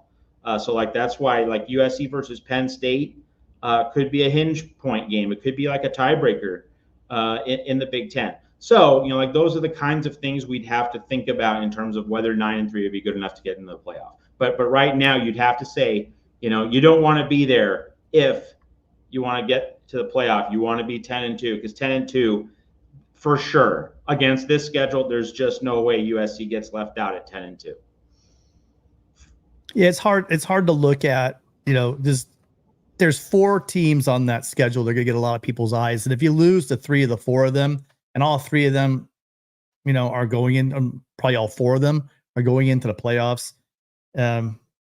Yeah, 3 losses inside the top 12, and they're actually top 11, right? Because you're going to have the group of 5 team that gets the freebie, right? So then, I don't know. 3 losses hard to factor in. And I think you're right about the fact how they're going to play. They are going to stack the box, I think, against Michigan and make them throw the ball. I think that's the way to win that game, you know. And then got to watch out for their tight end Loveland. But I mean, I'm not worried about pretty much anyone else through the air that they have against our corners and our safeties.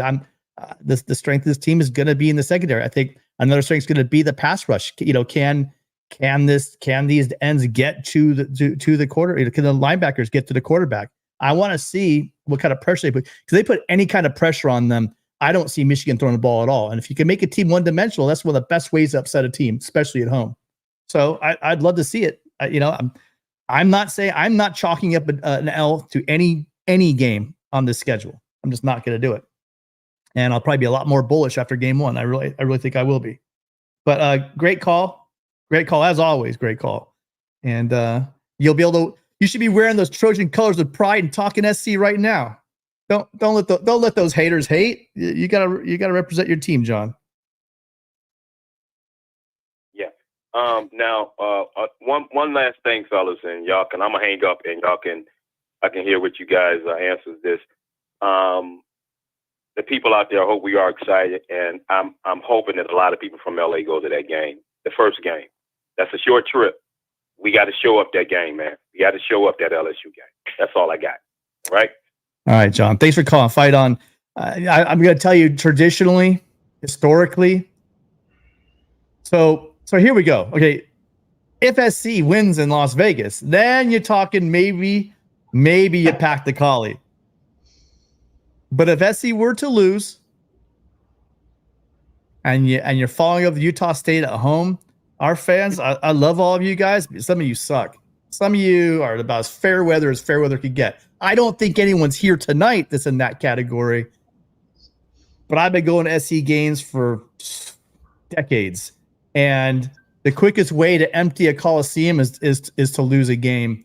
Even if it's a hard-fought game against a solid team at a neutral site. Selling at the Coliseum for the Aggies is going to be hard enough as it is. If for whatever reason they were to lose, then you can almost guarantee that thing's going to be about a quarter empty. Hi, caller. What's your name? Where are you calling from? Hey, this is Mark calling from Albuquerque again. How you guys doing tonight? Good, Mark. I think we lost you earlier. Yeah, I don't know what happened, but it cut off or something. It said like send a text message or whatever. But it's all good. I got in. I just quick thing. I want to start with you, Tim, real quick, and then go from there. My normal thing. I'm trying to make this as fast as possible because I don't want to keep you guys. But today, August 9th, 2024. Tim, what would you say? Is this an optimistic day, a good day, or a bad day for Conquest Live call-in show? You tell me which one you want to go with. I think we just won a national championship. I think that answers it for you. Okay. So the reason I asked that is because this is probably the first time that I've called in, the first time you guys had the show where I didn't have to get on Matt's ass about something that he said or something that, I don't have some rebuttal where I want to get on him and poke him. So I want to give a shout out to Matt. This is the first weekend. So, hey, great call to start off with. Going from there. But real quick, I'm going to go through my usual rant. No problem, Matt. Hey, I love you guys. And just real quick, I want to go through my rant, and then I want to ask you guys some questions, kind of follow up from last week's question. But the first thing is, hey, for the Trojan fans or the Trojan, the people, I talk about this every week, the Shohan attorneys and the Mookie Betts and all that. What are you guys going to say now about Kobe Pepe? I told you there's, I happen to, in my opinion, play for the greatest college football coach of all time. And he would always reference something that President Roosevelt said about going, being in the arena, some famous statement. I can't verbalize it word for word, but he would always say that. And I had talked about the fact that Kobe Pepe was recruited to a blue blood school scholarship, and he's going to be popping out the chute. When I mean popping out the chute, coming out of that Coliseum tunnel to represent USC. What do you guys have to say about that? I'm just over the top.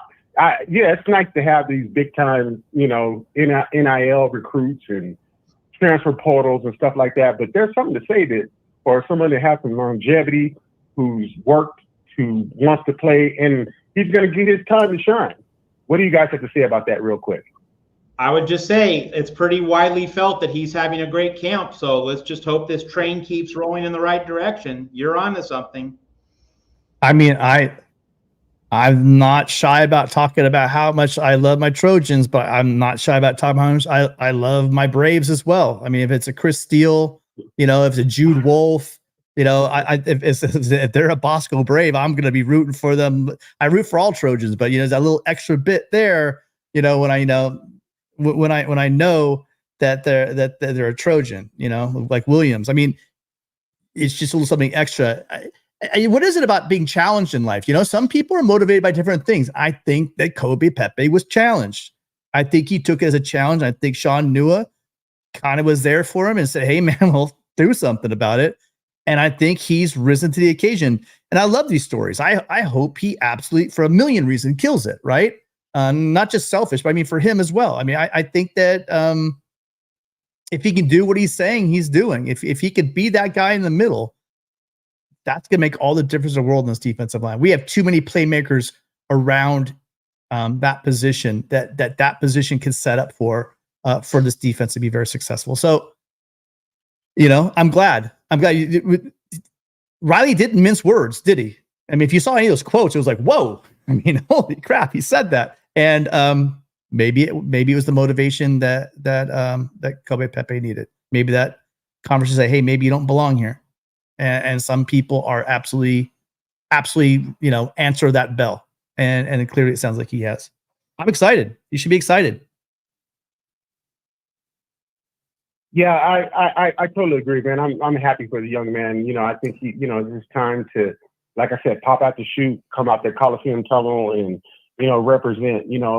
I'm just kudos for a young athlete to not have to be exposed to all the negativity out there in the fandom. That's like, hey, man, this is my opportunity. You know, he could very much turn into, you know, last year we had, you know, the kid that ended up going to UCLA, kind of similar, you know, and then he turns into a world beater because the scheme and, you know, his work ethic or whatever. And then, you know, he might turn into a first grade draft pick, you know, so, you know, I'm not saying whatever it is, I'm just glad for the guy. But my other question, and then I go back to it, I asked you guys last week, and I kind of want to get a little bit more in depth. I know that you guys weren't able to see tackling or this or that in practice or pads or something like that. But I kind of want to go back and I kind of want to especially pick Matt's brain because Matt put me on something, and that's why I'm saying I don't have a rant. I'm pissed at Matt because he should have put me on this like 7 months ago, and maybe it's my fault. But going back to, let's just say Pete Carroll. When Pete Carroll, whatever happened between him and his offensive coordinator there, the guy that ended up going to Hawaii, I can't even think of his name now. It seemed like after when Lane Kiffin took over and Sark took over and offensive coordinating from 2004 moving forward, USC never was really the same offensively. I mean, they were still great, you know, 2006, you know, they went to the national title, but they were never hitting on the same as when, as before, even with Lane Kiffin. So I kind of reference that back to the offensive line. Don't tell Penn State that. My questions were. No, I'm not well, sure. Yeah, they got spanked. Oh, yeah. You know, and we got robbed on that. How could you lose one game? Now, of course, we lost to Oregon State on a Friday night, but how do you lose one game and continuously drop in the polls week after week after week after week after week? You know, I can't even talk about that. That is ridiculous. After blowing out Ohio State, which everybody's talking about the Big Ten. I know it was at the Coliseum, but man, we put, 42 on them, 42-14, you know? but anyways, the point I'm kind of getting at is the offensive line. Is it a plug and play as in with the coaches, or is it that we feel that maybe Josh Henson maybe not have the actual wherewithal to develop the line? And the only reason I ask these questions is because, one, Harold Perkins, you know, everybody's talking about LSU and matchups, but let's not forget Harold Perkins is going to be a first round draft pick probably, you know, coming off that edge. So I'm kind of concerned with that, even more so than the offensive tackles that they have. And depending on how LSU uses them. Last year, they just completely muffed it and had him playing middle linebacker and sit on the edge. But then two, going back, if you guys can answer, since you guys have seen a practice, I'm not talking about the hitting because I know that you guys haven't been able to see contact and all that, but the intensity. And then I go back to Pete Carroll's practices. Man, I used to be so amazed that I didn't see even Rocky Cito, I didn't see a single coach have a practice card at practice, but they ran practice seamlessly, so fast. You know, they're doing special teams, and all of a sudden they come together and they're running bags. You know, I'm like, wow. So, I've seen this, the breakneck speed. So go ahead. Yeah, so I can answer that part of it. They weren't, you know, we didn't see pads, we didn't see them hitting. We didn't get to see that. But I will tell you, with the two fields I talked about last week, you know, everything's tight. You know, there's a tight schedule, everyone's moving, and they're able to set up, you know, on both fields, so there's no downtime. They're kind of going back and forth. They looked like they were moving.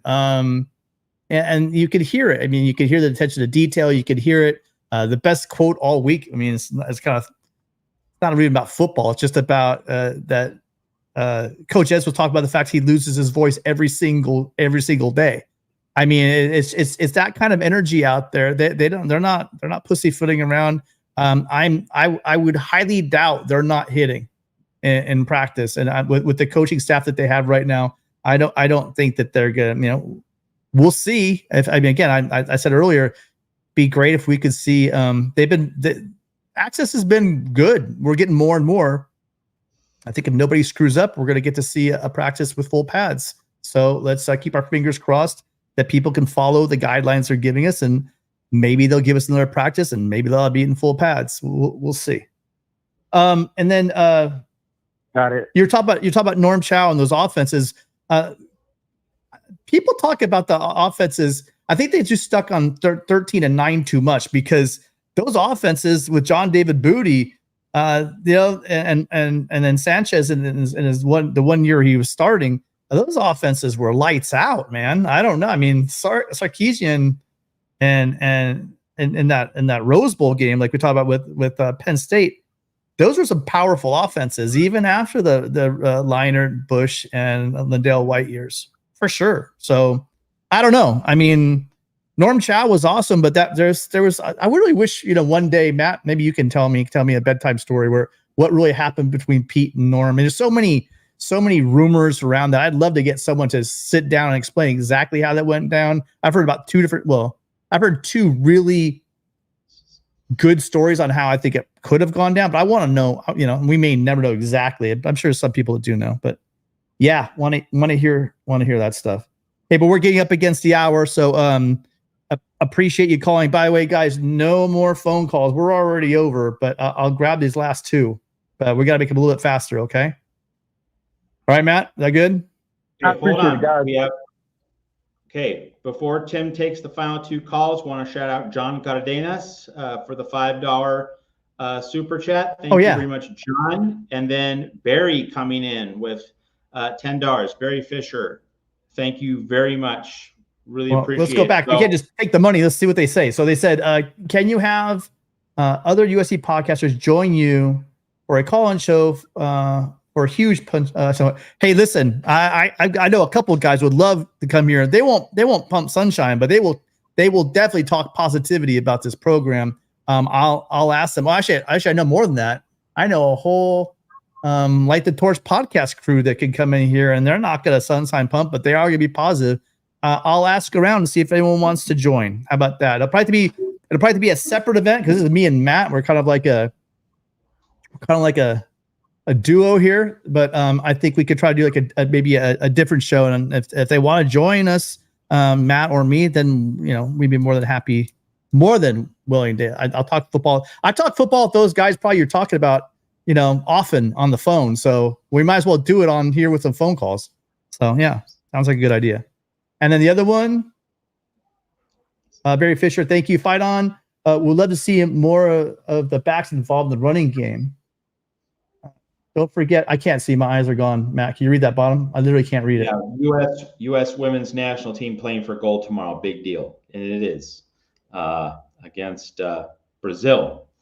in Paris. So, hey, Barry, I want to see more running back by committee. Not that Woody Marks isn't really good. I think he is, but let's see several guys all getting a chance to shine, because that hasn't been the modus operandi the past 2 years. Travis Dye, 2022, Marshawn Lloyd last year.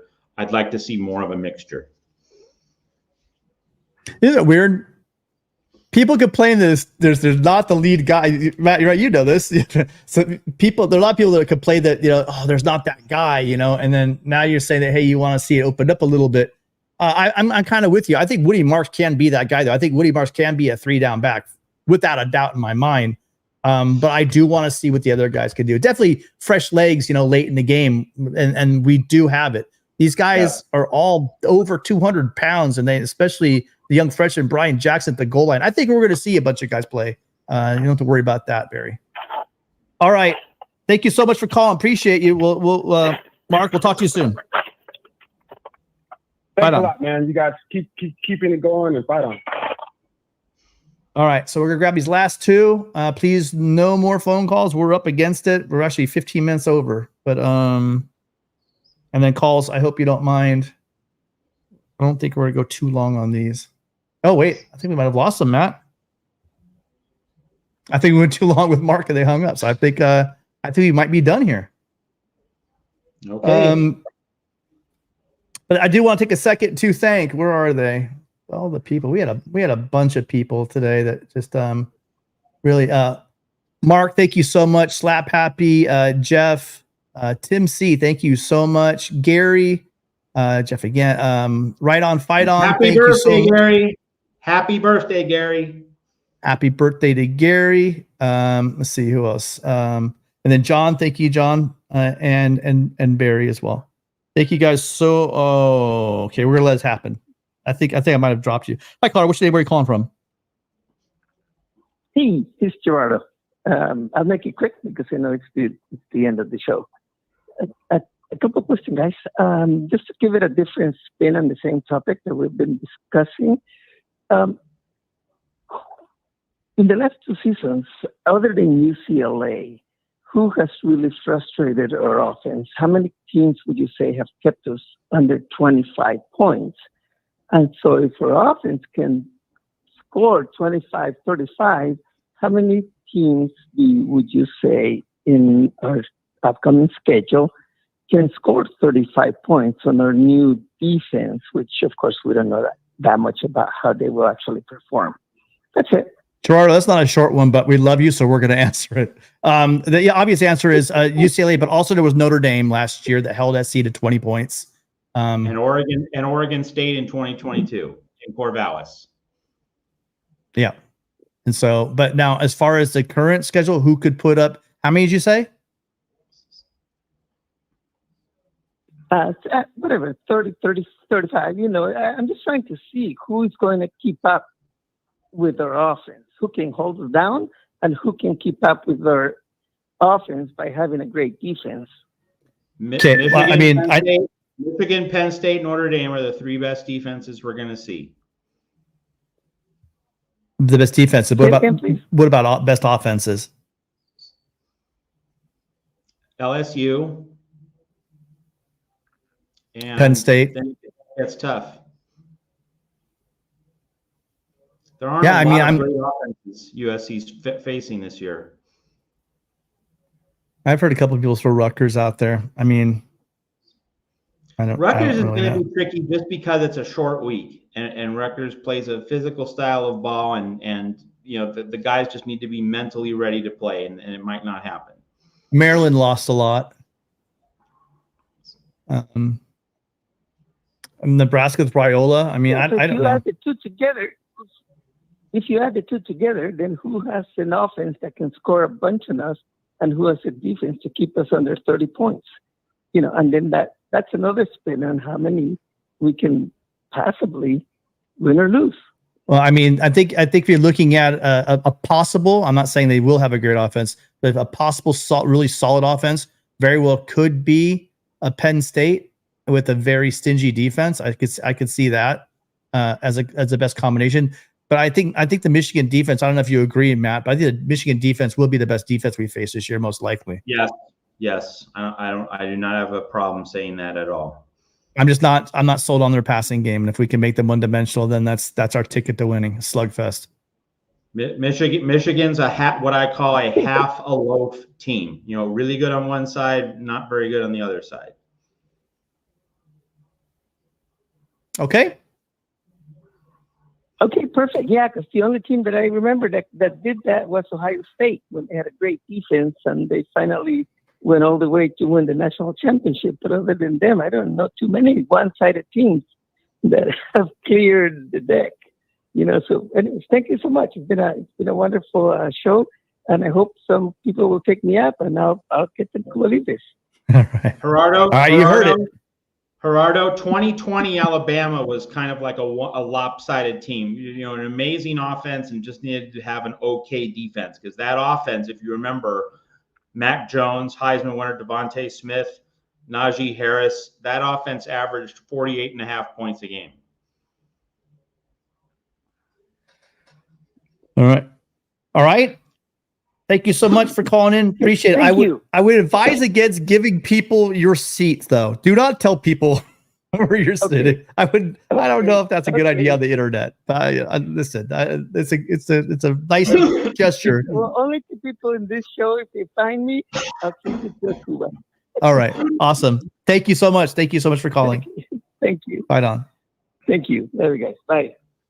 All right. Well, thank you all again for calling in. Christian, Adam, Gary, Dave from Iowa, Jackson, Dan from LA, Angel, my dad, the best call of the night. Love you, Dad. Kyle from Utah. Did I say Gary? Gary for Data Point. If I forgot someone, I'm sorry. It's late. I've been up a long time.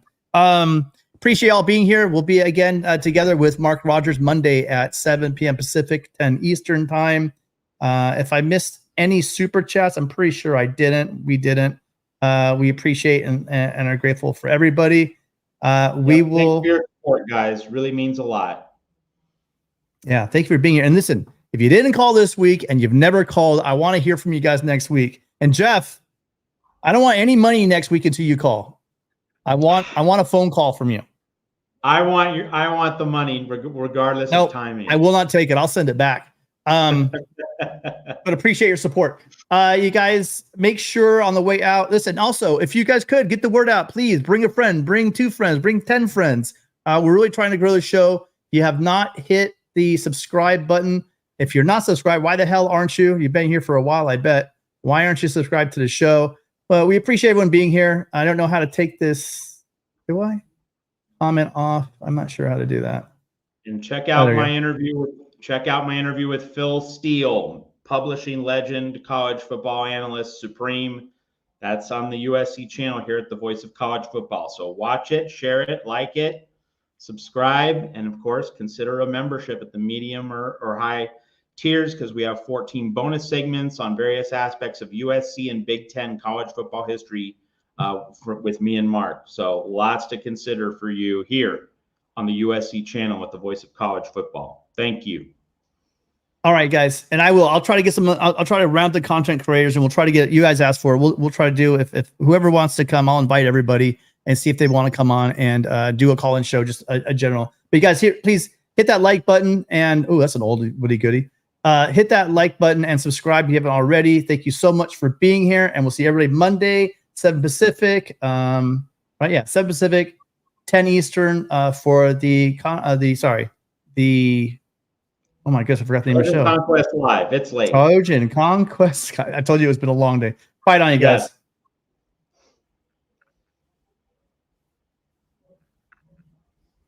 Ladies and gentlemen, the weekend.